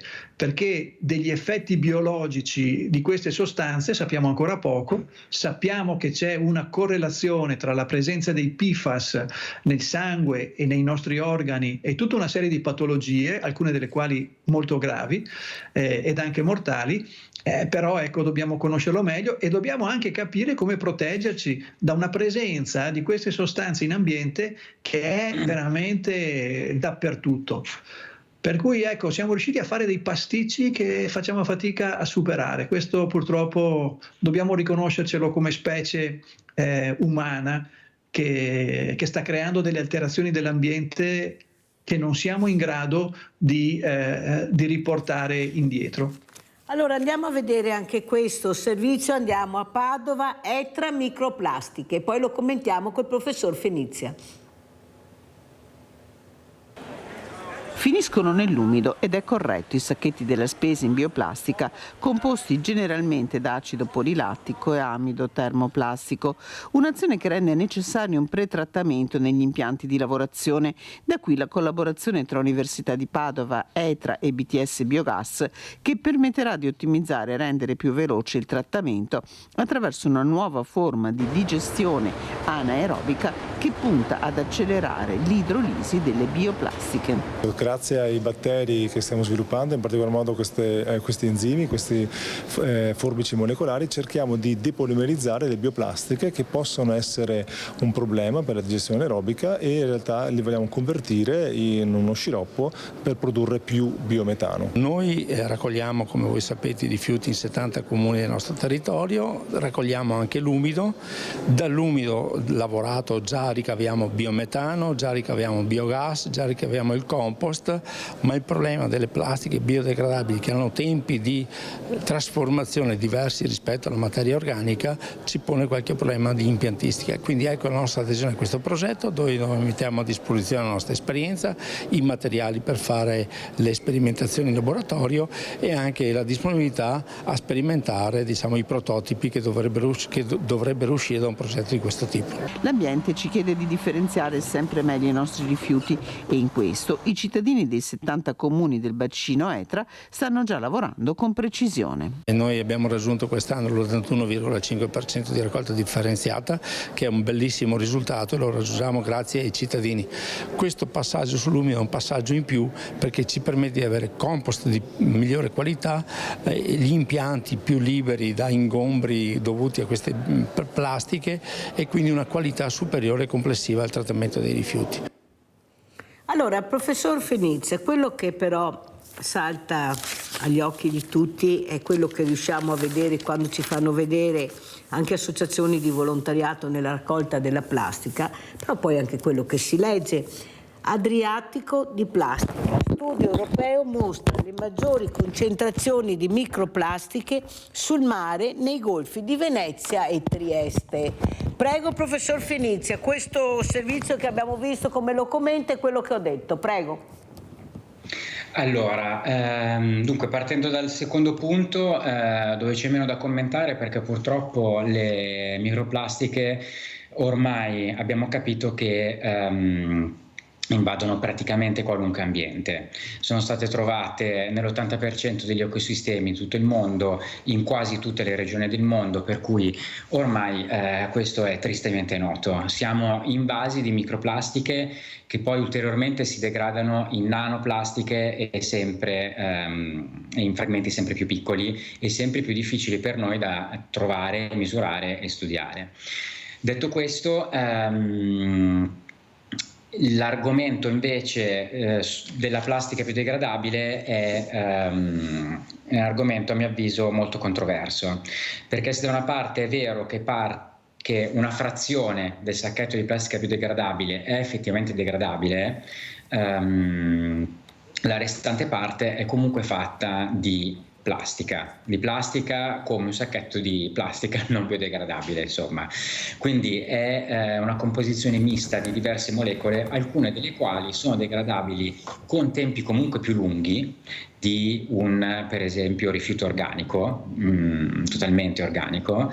Parte invece rimane come tale, come plastica, semplicemente noi non la vediamo più. perché sono frammenti molto piccoli tenuti insieme dalla parte biodegradabile del sacchetto, e quindi semplicemente scompaiono alla vista, ma vanno direttamente ad essere microplastiche, poi disperse nell'ambiente o nell'umido. Ho visto con piacere che l'Università di Padova insieme a ETRA stanno cercando nuove soluzioni per cercare di degradare anche la parte di plastica del sacchetto biodegradabile, cosa che stiamo facendo anche noi in collaborazione con un impianto qui a Marcallo sul Mesero, dove stiamo cercando di ottimizzare la degradazione da parte dei batteri di tutte quelle microplastiche che rimangono come sedimento dopo la cosiddetta degradazione della plastica biodegradabile. Quindi riassumendo, è una questione delicata, è una questione che all'inizio non era stata completamente capita. Non è detto che il sacchetto biodegradabile per i mezzi attuali sia un'ottima soluzione, ma ci sono tantissimi studi e tantissimi impianti stanno cercando di adeguarsi a digerire anche il sacchetto di plastica biodegradabile. Allora professore, alla domanda alla professoressa Fantina Madricardo, ricercatrice ISMAR CNR, proprio sulle plastiche, l'ambiente è stato chiesto, l'ambiente e il clima sono entrati nel dibattito pubblico ormai in maniera stabile. Cosa si può fare quotidianamente per limitare il problema? Consumare meno plastica e gestire al meglio quella che esiste. Il cittadino non ha però molti strumenti. Allora, professor Lorenzoni, come la mettiamo? Perché è la politica che deve dare il là a mettere in sicurezza il cittadino. Noi non possiamo fare più di tanto, basta andare al supermercato e vedere con quanta plastica usciamo tutti i giorni o quasi tutti i giorni, involucri su involucri. Allora la burocrazia, si parlava prima, però il Ponte Morandi ha fatto capire che se si vuole la burocrazia si supera. Ecco, si può andare avanti. Invece quando non sanno cosa dire o come affrontare il problema mettono davanti la burocrazia oppure mettono davanti il cittadino. È colpa del cittadino, è il cittadino che inquina, è il cittadino che compra le cose di plastica. Ma vogliamo scherzare? È il cittadino che ha fatto troppe ferie, adesso non deve andare più in ferie perché ecco, faceva quello che non doveva fare. Pensa da chi viene fatta la predica poi. Bene, professor Lorenzoni, come commenta? Ma no, ha ragione perfettamente Mirella. Guardi, pensi al caso del tappo di plastica delle bottiglie che per norma deve rimanere attaccato alla bottiglia. È una norma ragionevole, è una norma che diciamo così evita due problemi che erano grossi. Uno, l'ingestione del tappo da parte dei bambini. Purtroppo è successo anche recentemente nella nostra regione di un bambino che è rimasto soffocato dal tappo. Il secondo è proprio quello, la dispersione del tappo nell'ambiente.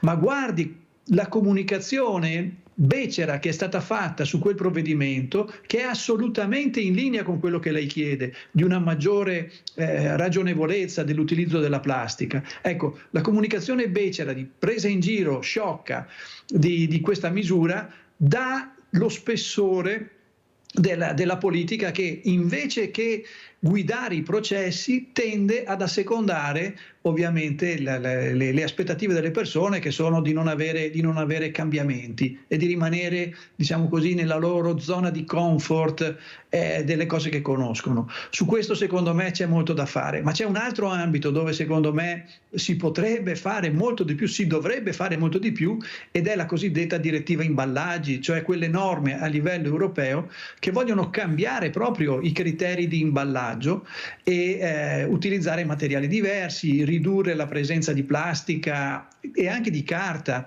negli imballaggi delle cose che compriamo.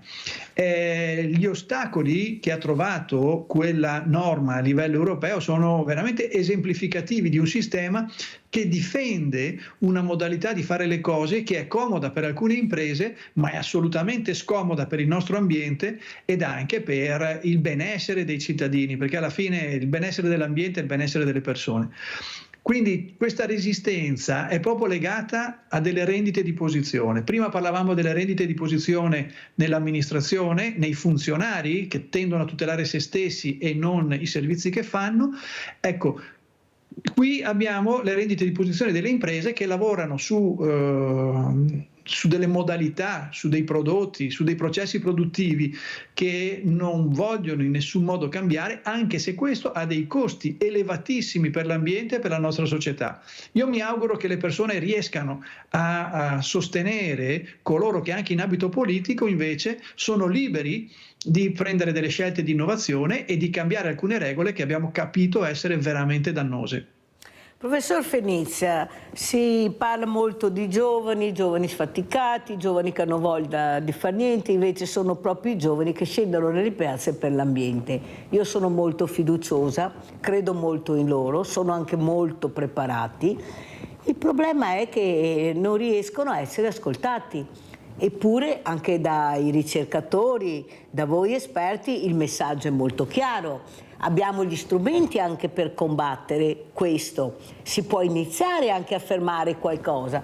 Però mi sembra che non ci sia tutto questo ascolto. Basta vedere anche con le guerre cosa sta succedendo anche qua vicino a noi. Allora questo ragazzo dice: ma che esempi ho? Quale sarà il mio futuro? Che ambiente troverò? Ecco, lei, professor Finizia, cosa direbbe a questi ragazzi? Che ambiente troveranno nel futuro? Perché se continuiamo di questo passo, che ognuno ha paura di toccare qualcun altro per paura di perdere voti e per pensare solo alla poltrona e al business, penso che questi ragazzi avranno non un bel futuro. Però io ci credo, perché nel futuro ci saranno anche loro, qualcuno passerà, fortunatamente passerà, ho detto. Prego, professor Finizia. Ma guardi, sono le stesse domande che mi... Ecco, si è bloccato il professor Finizia, vediamo se riprende. Prego. Pronto? Sì, la sento, professore. No, dicevo, sono le stesse domande che mi pongo io stesso quando guardo i miei figli. Io sono, oltre che un inguaribile ottimista, sto dedicando la mia vita professionale a cercare di studiare il problema, e io auspico che delle soluzioni le troveremo, le stiamo trovando, nuovi materiali sostituiranno quelli vecchi, insomma, largo ai giovani, come diceva lei, questo è vero, la politica dovrebbe assecondare e seguire le problematiche che sono sempre delle nuove problematiche. Queste delle microplastiche, anche se è un problema di vecchia data, è emerso solamente ora, e chiaramente la scienza ha i suoi tempi, ma la politica anche, insomma, per cui io guardo con ottimismo al futuro e passo dopo passo ci arriveremo. Ecco, professor Lorenzoni, crediamo nei giovani, io anche il professor Finizia, ma molti, anche lei penso, lei insegna, perciò tutto il giorno si confronta con questa bellissima realtà che abbiamo, che sono i nostri giovani, però sono poco ascoltati. Perché si ascoltano poco? Perché non riusciamo a dare il voto ai sedicenni, professor Lorenzoni? Eppure diamo il patentino ai sedicenni, li mettiamo nella strada, e quello sì ti do, anche se non sei preparato, ma nel voto devi essere preparato, e non posso mica farti votare a 16 anni perché non sai, è perché il trentenne, il quarantenne o il sessantenne sa. Capisce che c'è qualcosa che nei giovani non riescono a capire e si chiudono a riccio, si chiudono, e tanto qual è il problema? Non mi ascoltano. Prego professore, il voto ai sedicenni, cosa ne pensa? Ma io sono favorevole, assolutamente favorevole, perché sono molto più lucidi di quello che pensiamo.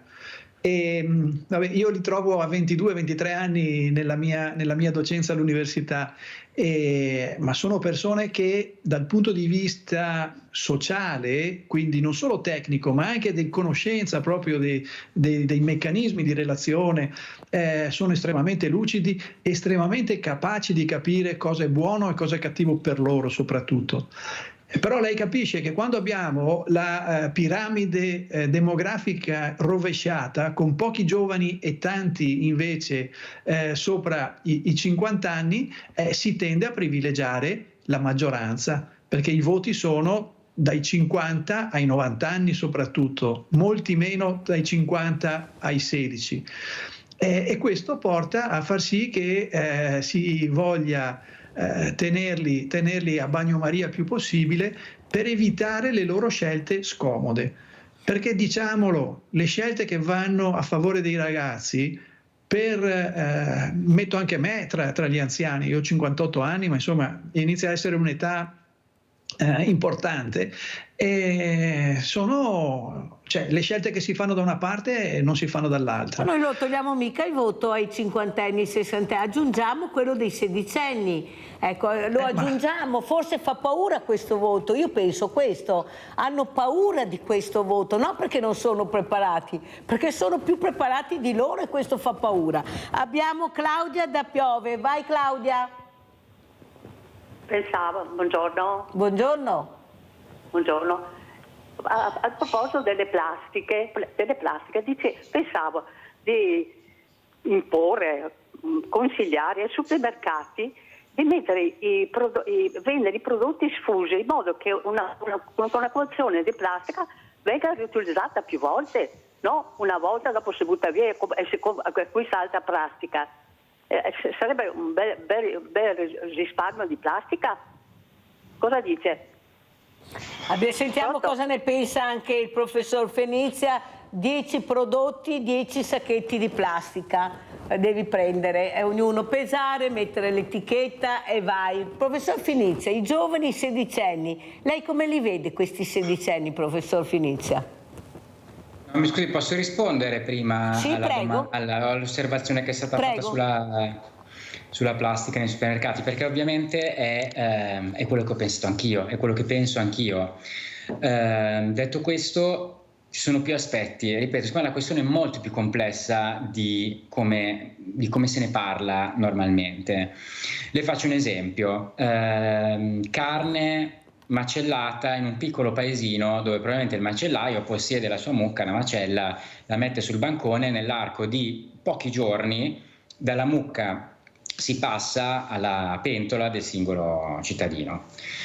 Situazione a Milano: tutta la carne passa per il macello centrale, dove viene processata, distribuita alle grandi catene di distribuzione che poi arrivano ai singoli negozi e probabilmente rimarranno sul bancone dei tempi più lunghi, ma anche dal macello al bancone i tempi si allungano di molto. E l'imballaggio di plastica in ambiente, non voglio dire sterile, ma in ambiente molto pulito, garantisce il fatto che questa carne possa rimanere per tutto il tempo necessario fino alla vendita, altrimenti semplicemente non sarebbe possibile, andrebbe a male prima, e così anche con tante verdure. Quindi questo, io non è che sto sostenendo la plastica usa e getta, sto dicendo che la questione è più delicata. Distribuire lo yogurt in barattoli di vetro ha dei costi e delle gestioni molto diverse per quanto riguarda il peso del vetro, la distribuzione di questi prodotti. E i saponi, io vicino a casa avevo un negozio che vendeva saponi sfusi, liquidi, per cui andavo col proprio barattolo, anche di plastica o meno, ma comunque sempre lo stesso barattolo, a riempirle. Bene, questo negozio è fallito, ha chiuso, immagino io, perché poche persone adottano questa soluzione.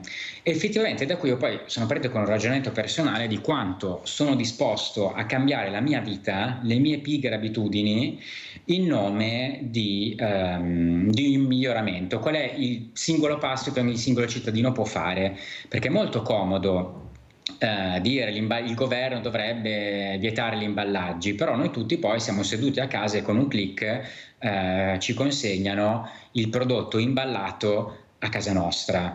A noi tutti piace dire risparmiamo plastica, ma ci dà fastidio però andare a fare la spesa in più negozi, e quindi se io vado nel grande supermercato a fare la spesa di alimentari, probabilmente per pigrizia, per mancanza di tempo, per quello che vogliamo, comprerò il mio sapone liquido nel contenitore di plastica in quel supermercato, invece di andare in un negozio che mi possa risparmiare quel singolo flacone di plastica e ricaricare invece un mio contenitore.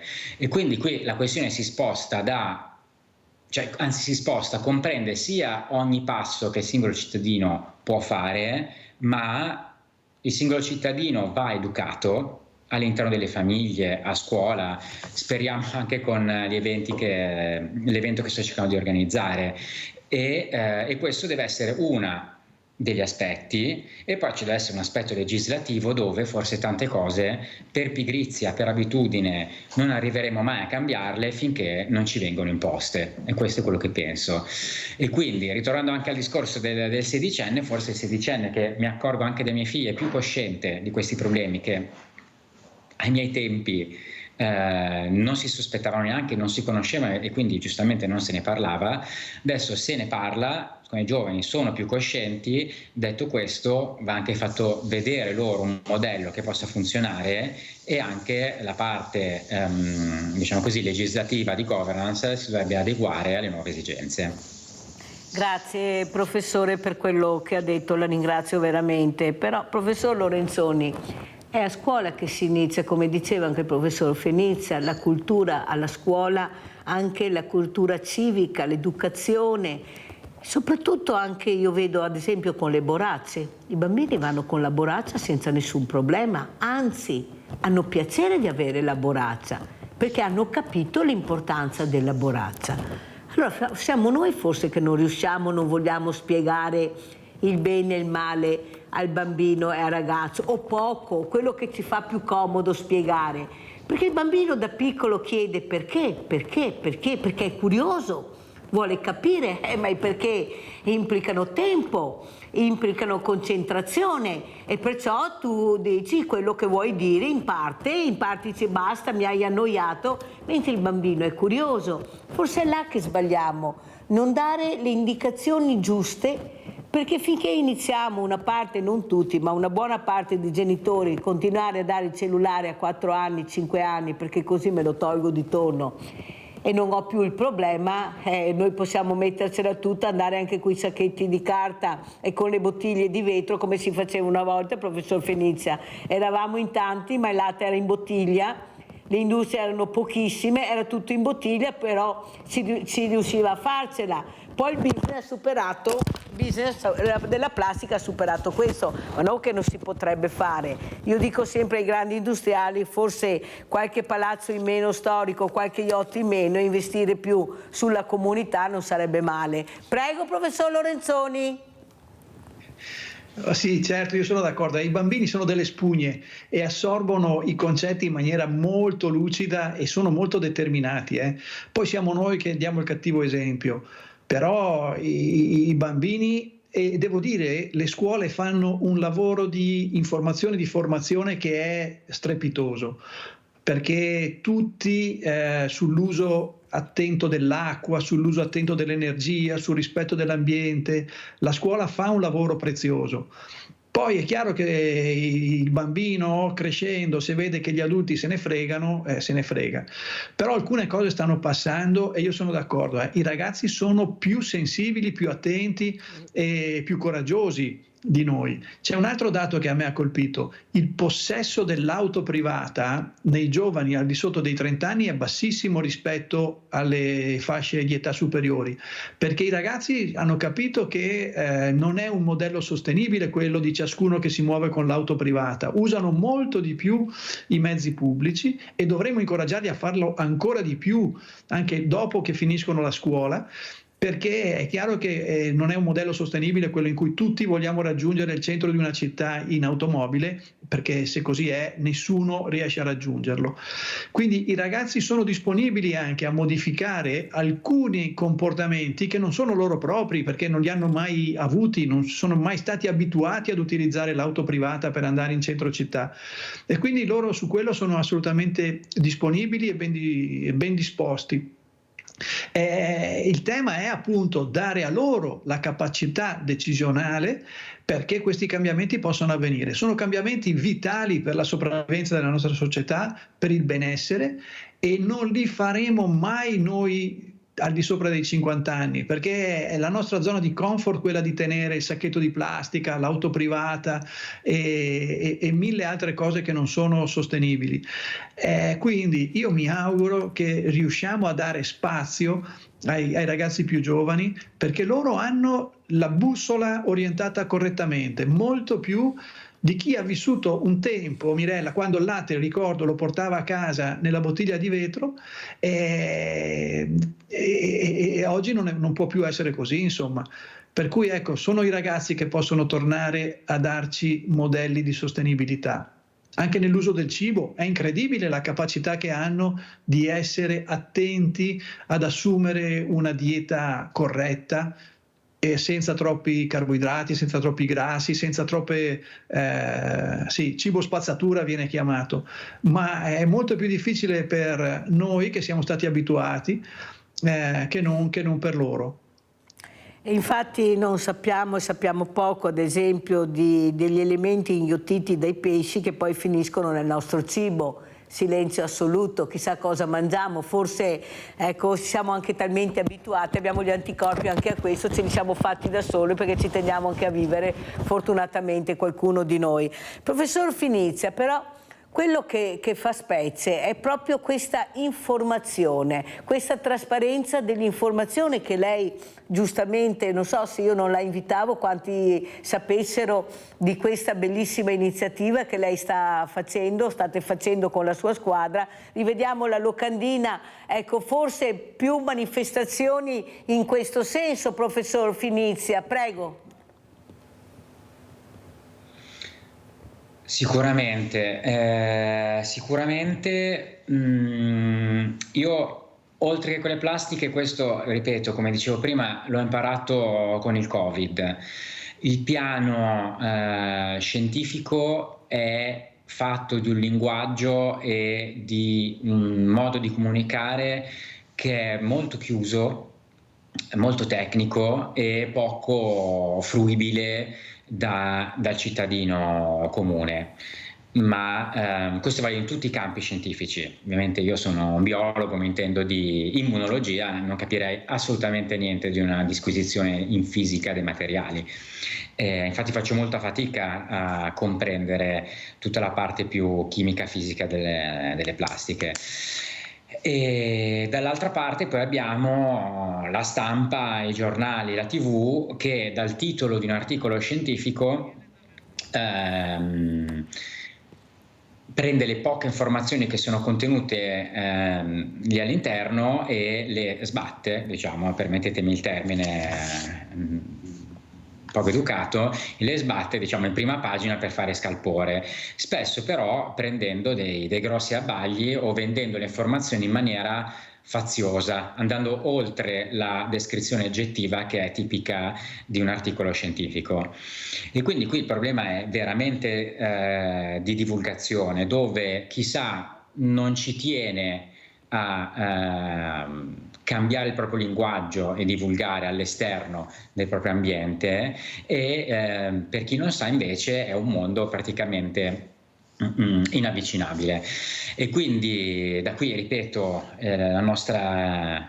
l'idea di fare questo evento per spiegare in maniera semplice quelli che noi stessi stiamo imparando in questo anno di ricerca, e sicuramente un invito a diciamo così, ad avere una divulgazione più attenta da parte delle istituzioni e delle università. Anche perché si può seguire online, perciò invito tutti a seguire chi è capace, perché bisogna anche capire che forse anche qua dobbiamo andare a sapere quante persone sono capaci, perché specialmente ai diversamente giovani non è stato insegnato niente o pochissimo. Ecco, mentre in Australia adoperano questi strumenti tranquillamente, qui abbiamo i nostri diversamente giovani invece che fanno molta fatica, purtroppo dico io, perciò molto gradite le vostre presenze come eccellenze, professor Finizia. Allora, prima di salutarvi sentiamo l'ultima telefonata, Daniele da Verona. Ciao Daniele.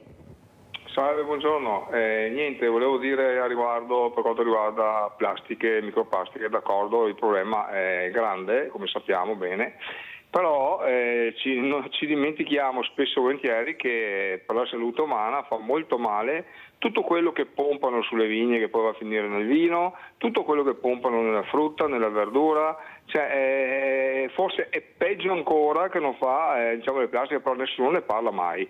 Ecco, tutto questo, tutto qua quello che volevo dire. Buongiorno, salve, grazie. Grazie Daniele, no, noi ne abbiamo parlato anche in settimana proprio di questo, anche con dei parroci addirittura, perché loro nel confessionale sentono di tutto e di più, perciò ne abbiamo parlato e molto. Vai a rivedere se vuoi qualche puntata e capirai anche molte cose. Allora io ringrazio tantissimo il professor Arturo Lorenzoni, portavoce dell'opposizione in Consiglio regionale del Veneto. Grazie professor Lorenzoni, grazie anche tantissimo al professor Claudio Fenizia, professore di immunologia all'Università degli Studi di Milano, di essere stato con noi e buon lavoro veramente professore. Grazie, grazie, pubblicità. Grazie.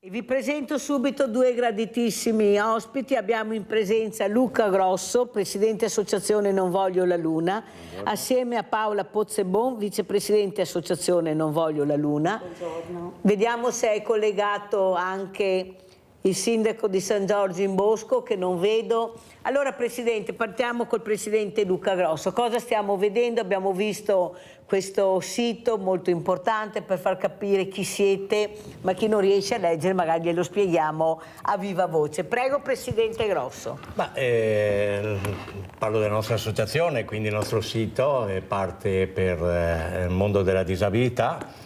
E che dirvi, mi mette subito in imbarazzo, mi trovo subito in difficoltà nelle parole. Allora, diciamo che la nostra associazione parte nel 96, quindi un gruppo di genitori parte, si mette assieme e trova un terreno molto fertile nella provincia di Treviso, stiamo parlando di Paese, e il comune ci dà una mano. E con il tempo nasce questa associazione fatta di genitori dove parliamo sicuramente di disabilità di gravi e gravissimi, e questi genitori si mettono assieme per trovare una possibilità con il tempo e dare un futuro, diciamo, ai propri ragazzi. Dopo di noi.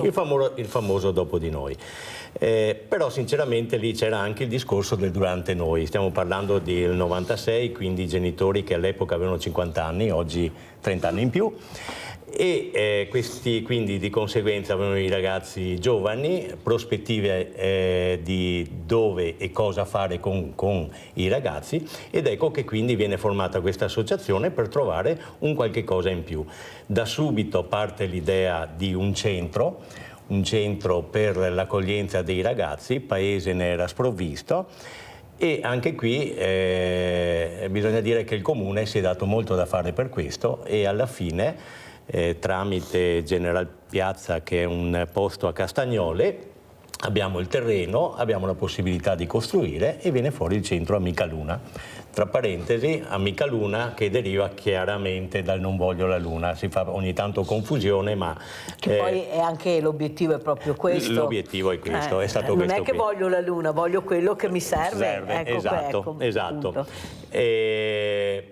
E quindi nasce questo centro nel 2005. Primi 8 ragazzi che entrano all'interno del centro, e oggi ne conta 25. Avete capito cosa è riuscito a fare il presidente Luca Grosso? Non solo io, perché parliamo anche delle persone precedenti a me. Ma quando si dice presidente si dice tutto, perché c'è una storia ci tengo a precisare che c'era... con la squadra, senza squadra non si va da nessuna parte. Allora sentiamo anche Paola Pozzebon. Lei perché è diventata vicepresidente, ma soprattutto fa parte di questa squadra? Ecco, la storia di Paola. Allora, faccio parte di questa squadra ormai da 10 e anche più anni, perché l'obiettivo era appunto il dopo di noi.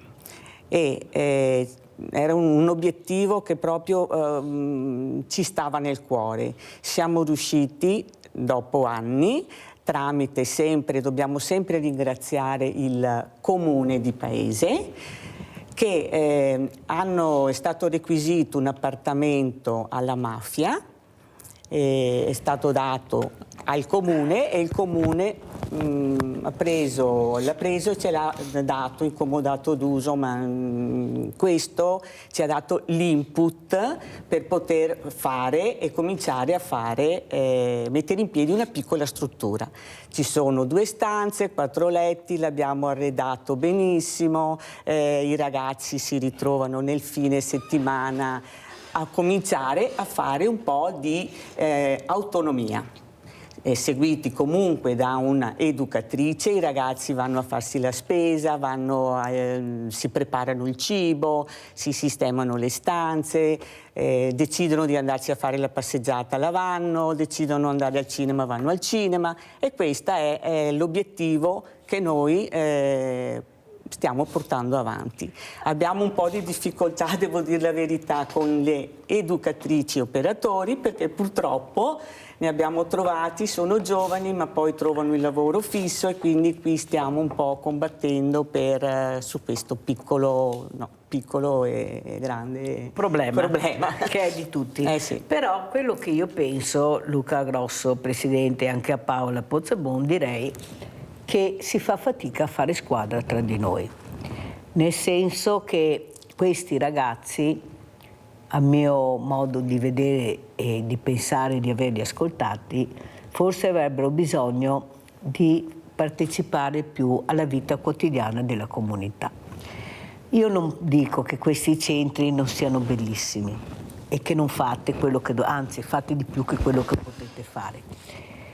Però facendo squadra con altre associazioni, ne abbiamo veramente tante, credete alla Mirella, tante, non si parla, non si dialoga. Io faccio, tu fai, egli fa, ma mai assieme.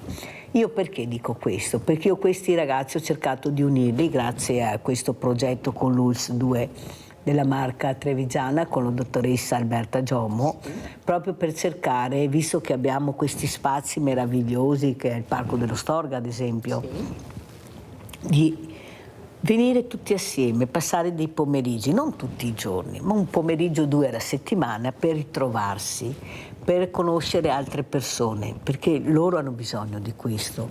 Noi finché li lasciamo divisi da soli, come lei ha detto, facciamo fatica anche a trovare operatori, perciò vuol dire portarli poco fuori, perché se non c'è l'operatore noi non arriveremo da nessuna parte. Noi li abbiamo chiamati con dei nomi terribili, mongoloidi, handicappati, disabili. Io li chiamo diversamente agili, li ho sempre chiamati per nome. Ecco, forse se riusciamo a fare più comunità, a trovarci di più, perché il Parco dello Storga? Ma non perché è il Parco dello Storga, perché nel Parco dello Storga ci sono tante associazioni, ci sono i diversamente giovani, che questi ragazzi potrebbero stare assieme, potrebbero condividere. Lo so anch'io che ognuno può farsi il proprio orto, ma non è la stessa cosa. Allora una volta alla settimana, e questo devo dire grazie alla dottoressa Alberta Giommo, cercare di riunirsi, non di vedere chi è il più bravo, il più bello e chi ha i più numeri, ma guardare di cosa hanno bisogno questi ragazzi. Io li ho portati e li ho intervistati a Venezia e anche alla Gipsoteca Canova, e la cosa che mi ha colpito è che un ragazzo ha detto: quando mi trovate per strada salutatemi e abbracciatemi, non giratevi. Chi avrebbe mai immaginato, Presidente Grosso, una risposta del genere? E voleva il microfono per parlare, cioè non giratevi dall'altra parte quando mi venite a salutarmi. Guarda, mi ha fatto venire i brividi. Allora ho detto, ma forse inizio a parlare un'altra volta con la dottoressa Giommo per cercare di... perché ognuno ha il proprio orticello, è il territorio dei campanili Grosso, è inutile che ce la giriamo. Paola, è inutile che ce la giriamo. Sì, ma sì. A me non me ne frega niente, è il bene di questi ragazzi, quello che... cioè non voglio la luna, voglio stare assieme agli altri, andare al Luna Park tutti assieme, conoscere altre realtà. Prego, Presidente Grosso, fa così fatica a fare questo? Ma guardi, allora,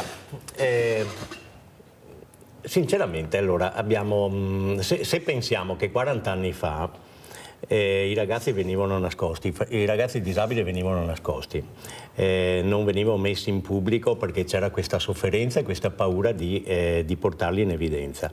Le cose col tempo sono cambiate. È stato fatto un lavoro molto grosso da parte dell'associazione, ma anche da parte dei servizi sociali, ad esempio, per poter invece inserire queste persone nei contesti. Noi nel nostro piccolo abbiamo sempre cercato di trovare terreno fertile sia nei parrocchie che negli scout, chiedere quindi sempre in continuo di starci vicino e di inserire qualche ragazzo giovane, perché comunque parliamo che con i giovani è molto più semplice trovare delle risposte. Avevamo una scuola media dove a Paese, dove c'erano più di 700-200 ragazzi, dove la disabilità è diventato parte integrante della scuola. Quindi in realtà ci sono dei passaggi e sono stati fatti dei passaggi. E certo si vorrebbe fare sempre di più, si vorrebbe che le cose andassero sempre nel miglior modo. Poi è anche vero che spesso e volentieri il disabile viene indicato con il dito. Questo fa male soprattutto ai ragazzi. Io dico sempre ragazzi, tante volte magari i ragazzi non sono mai sì. Ma per noi sono ragazzi, ma sono sempre ragazzi. Per noi sono ragazzi, come per i genitori. Esatto, no? E quindi non è proprio sempre così semplice.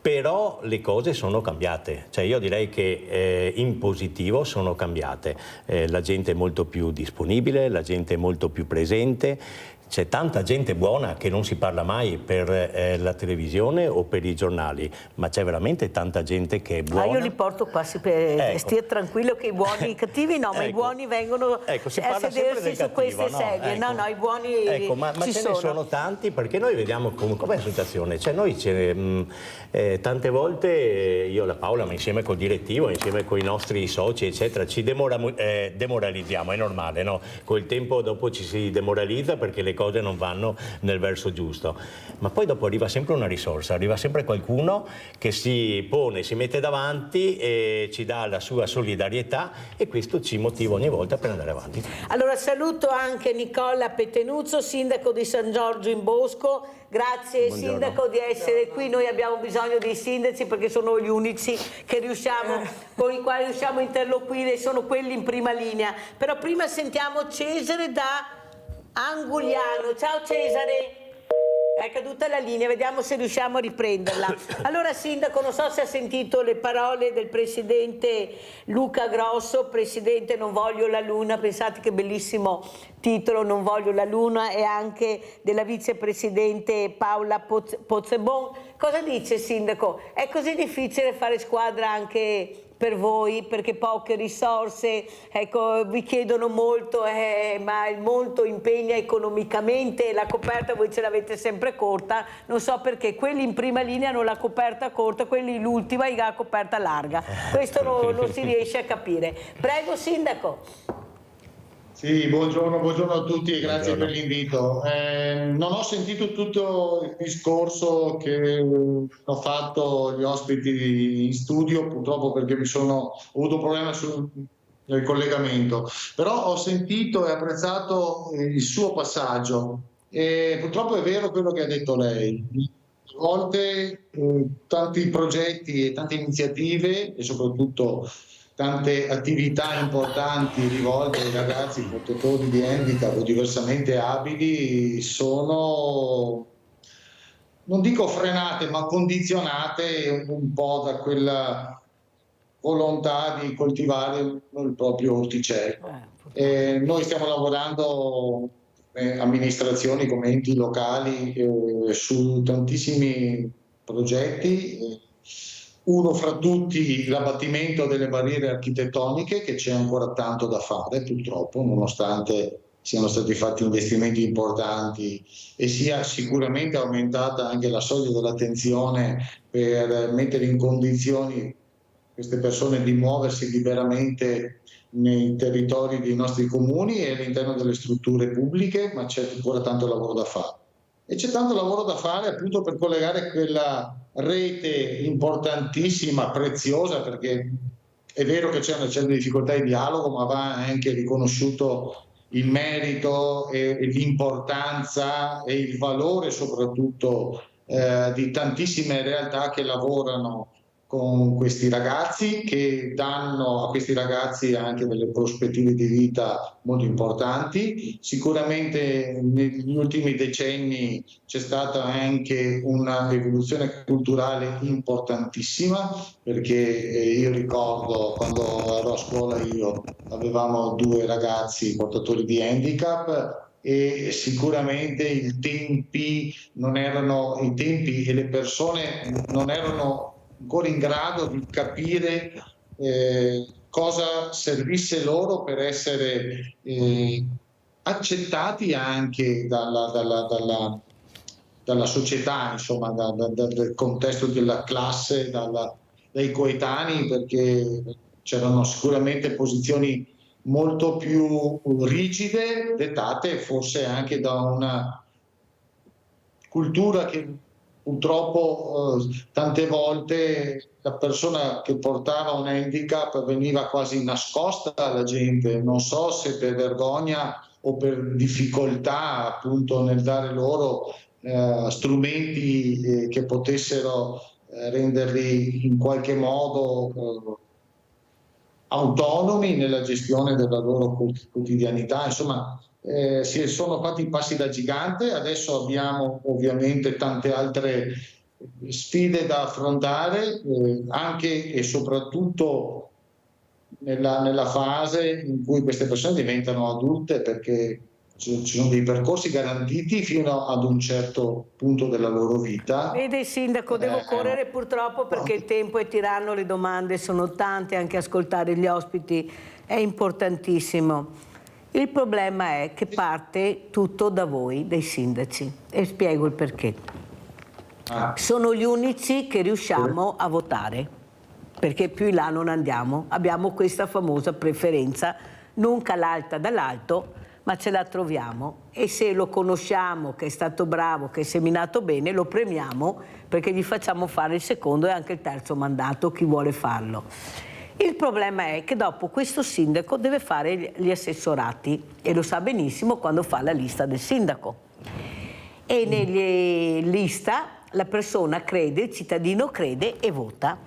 E poi ci ritroviamo che magari su assessorati delicati non viene messo quello che è stato votato, ma quello che viene calato dall'alto della segreteria.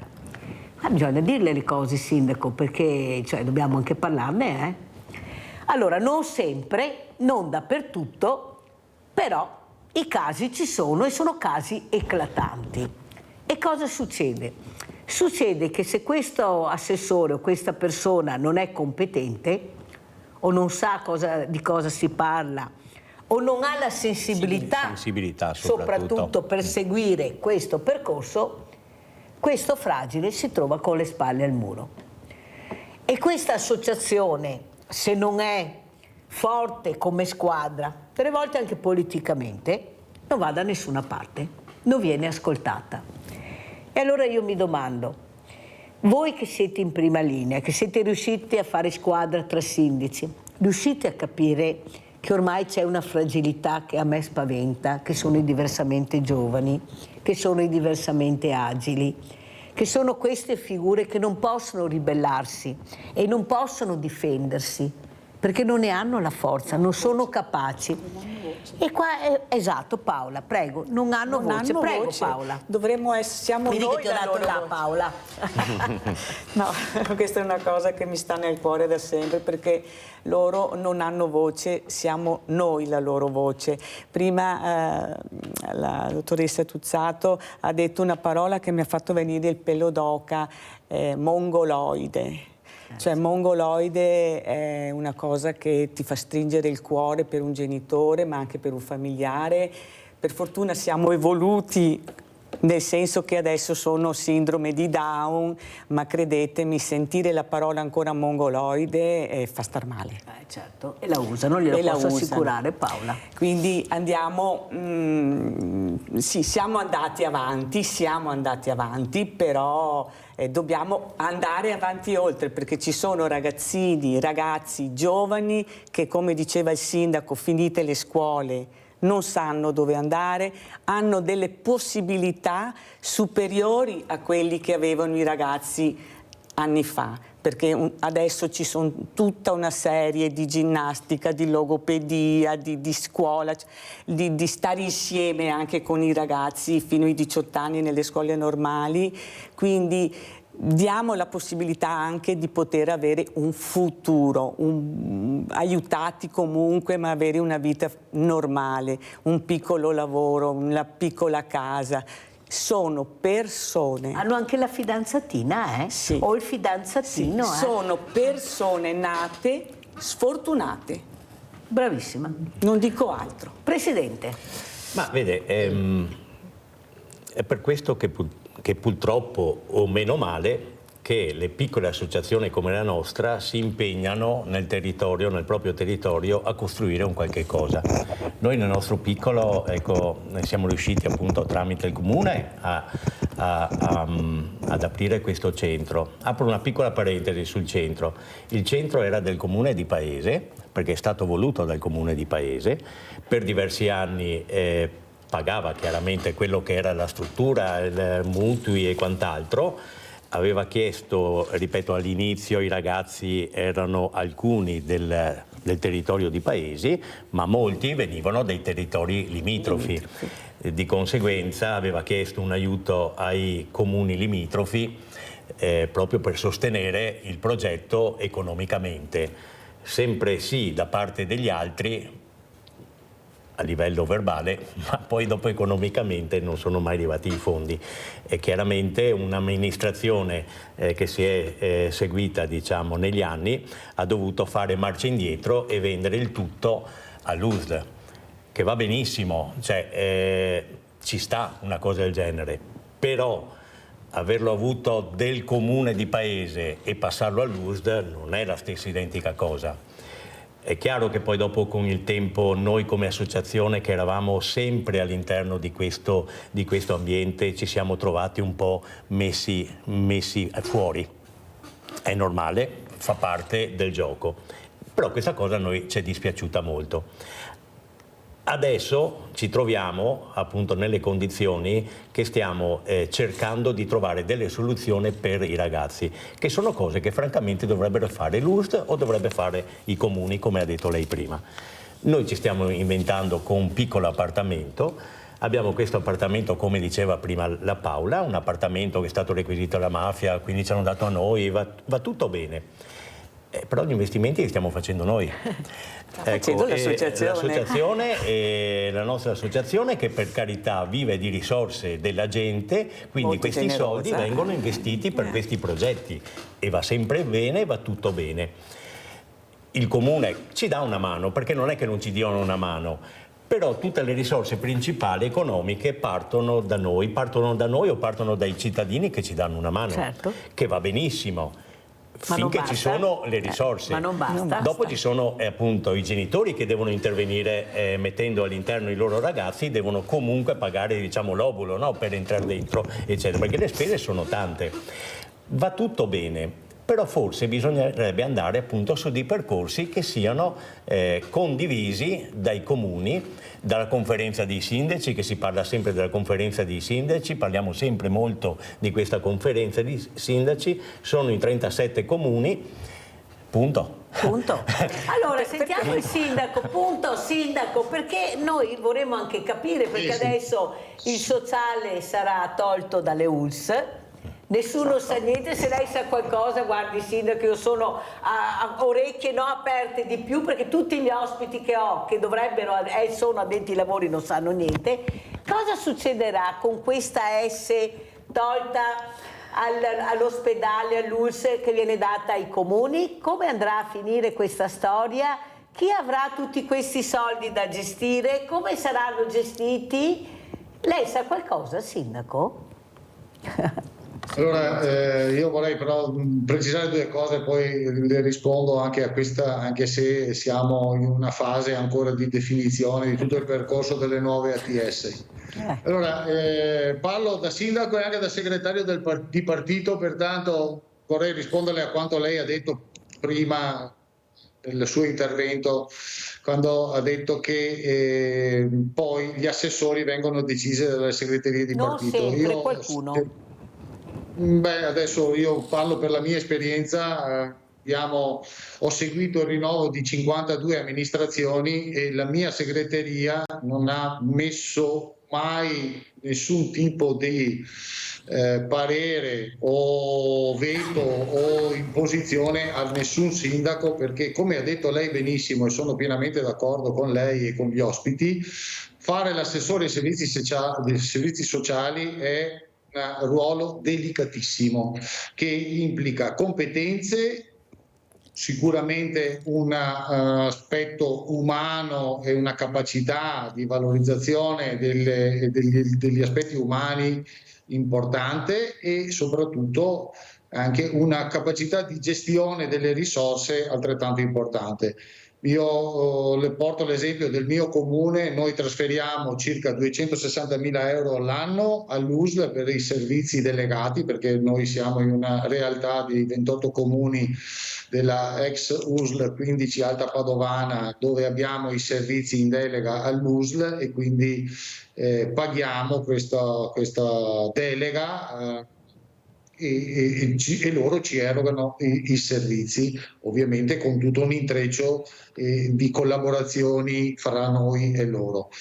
La questione degli ATS, che vedrà ovviamente cambiare completamente quello che sarà l'erogazione dei servizi verso l'utenza, non deve spaventarci, perché noi veniamo, chi più chi meno a seconda dei territori, da una serie di percorsi importanti sulla gestione dei servizi, e percorsi che hanno sempre visto i comuni molto attenti e molto partecipi. Dopo ci saranno stati sicuramente dei casi in cui ci sarà da discutere o si avrà discusso, però nella sostanza abbiamo sempre gestito e soprattutto dato massima attenzione alle nostre comunità e soprattutto ai più fragili. Sì, però vede Sindaco, mi scusi se corro, ma purtroppo siamo quasi in chiusura e devo correre e lasciare la parola anche agli altri ospiti.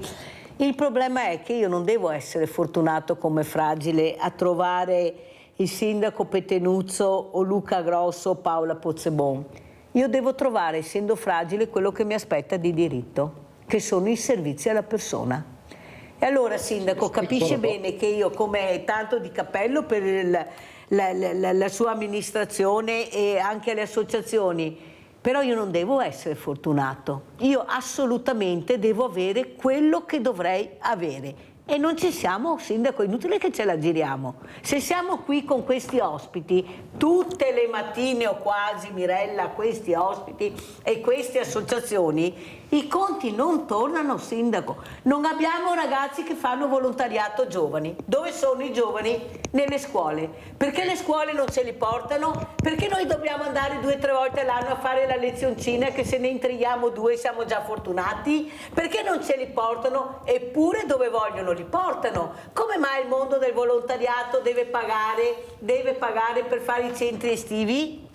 Non dovrebbero essere come una volta i ragazzi più grandi, magari anche i più monelli, che dovrebbero dare l'esempio a insegnare ai più piccoli? Capisce che siamo lontani da quello che si potrebbe fare, che non viene fatto perché c'è qualcuno che ha diviso, che è la politica. Sindaco, non mi tocchi su questo, perché sono arrabbiatissima. Non abbiamo giovani, no, li abbiamo i giovani, bisogna portarli, andarli a prendere, perché loro da soli non arriveranno mai. Grosso, dobbiamo chiudere, prego. Niente, anche qui noi tutti gli anni tramite servizio civile prendiamo un ragazzo, è quello che noi possiamo, prendiamo un ragazzo. Negli ultimi anni abbiamo cercato di trovare anche dei ragazzi con difficoltà da inserire proprio nel mondo futuro del lavoro, quindi il servizio civile serve anche come percorso. L'abbiamo fatto, si sono inseriti molto bene e i risultati li vediamo. Avete capito? Si chiama anche messa alla prova delle volte. Certo. Paola, come si saluta? Io la saluto ringraziandola tanto per aver dato un po' di luce alla nostra associazione, ma non tanto per l'associazione, ma per i nostri ragazzi, che noi ci teniamo particolarmente e che vogliamo andare avanti. Speriamo di trovare persone, so che siamo in difficoltà, persone, educatori, eccetera, che ci diano una mano. Vogliamo volontari, vogliamo autisti, noi viviamo per i nostri ragazzi. So che il Presidente mi deve dare anche qualcosa. Questo è un nostro piccolo omaggio del nostro come eravamo. E... Guardate che bello. Ecco. La settimana di regali, questa è l'altra. Sindaco, come ci saluta velocissimo, ma sono proprio in chiusura. Guardi che bello, glielo daremo anche a lei, Sindaco.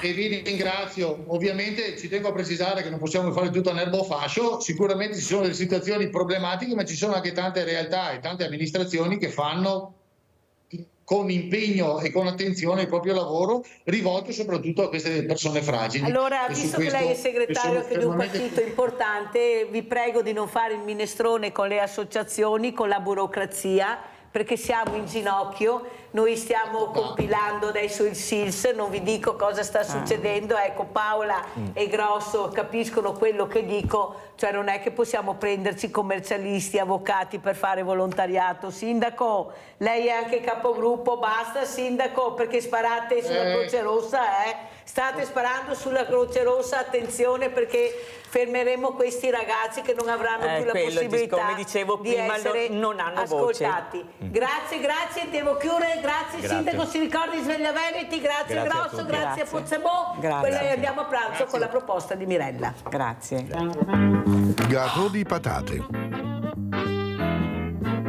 Possiamo distinguere le molte varietà di patata in patate a buccia gialla, a buccia rossa, novelle.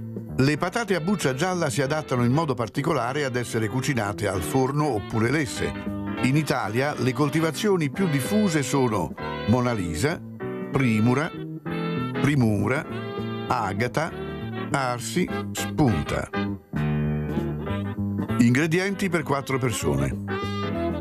800 g di patate vecchie a pasta gialla, 2 bicchieri di latte, 2 uova intere, 70 g di burro, 60 g di parmigiano grattugiato, 50 g di prosciutto cotto tagliato a pezzetti, 200 g di provola affumicata, 50 g di salame napoletano tagliato a pezzetti, noce moscata, pan grattato, prezzemolo tritato, sale, pepe. Schiacciate le patate precedentemente bollite, salate e pelate con il passapatate.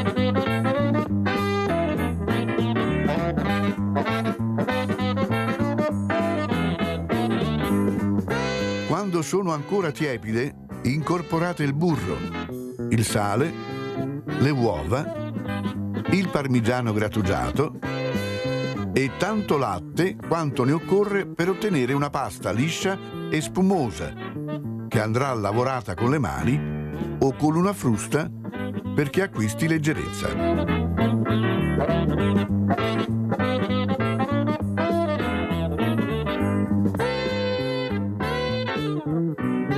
Mescolate aggiungendo il pepe.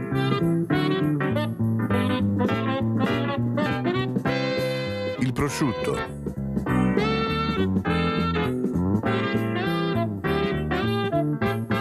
Il salame.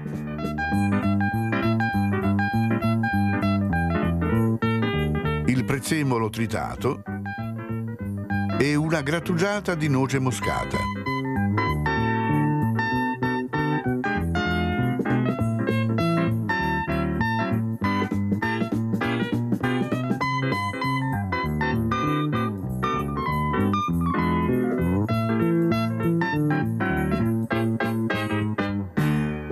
Pirofila ben imburrata e cosparsa di pan grattato, disponete la metà del composto. e su di esso uno strato di pezzetti di provola.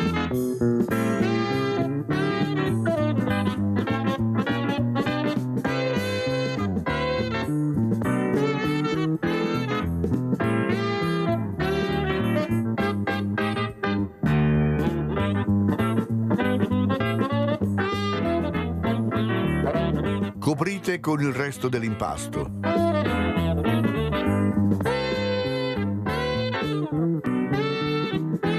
Cospargete con fiocchetti di burro, un cucchiaio di parmigiano grattugiato e altro pangrattato. Infornate in forno caldo 180-200 gradi. Servite e buon appetito!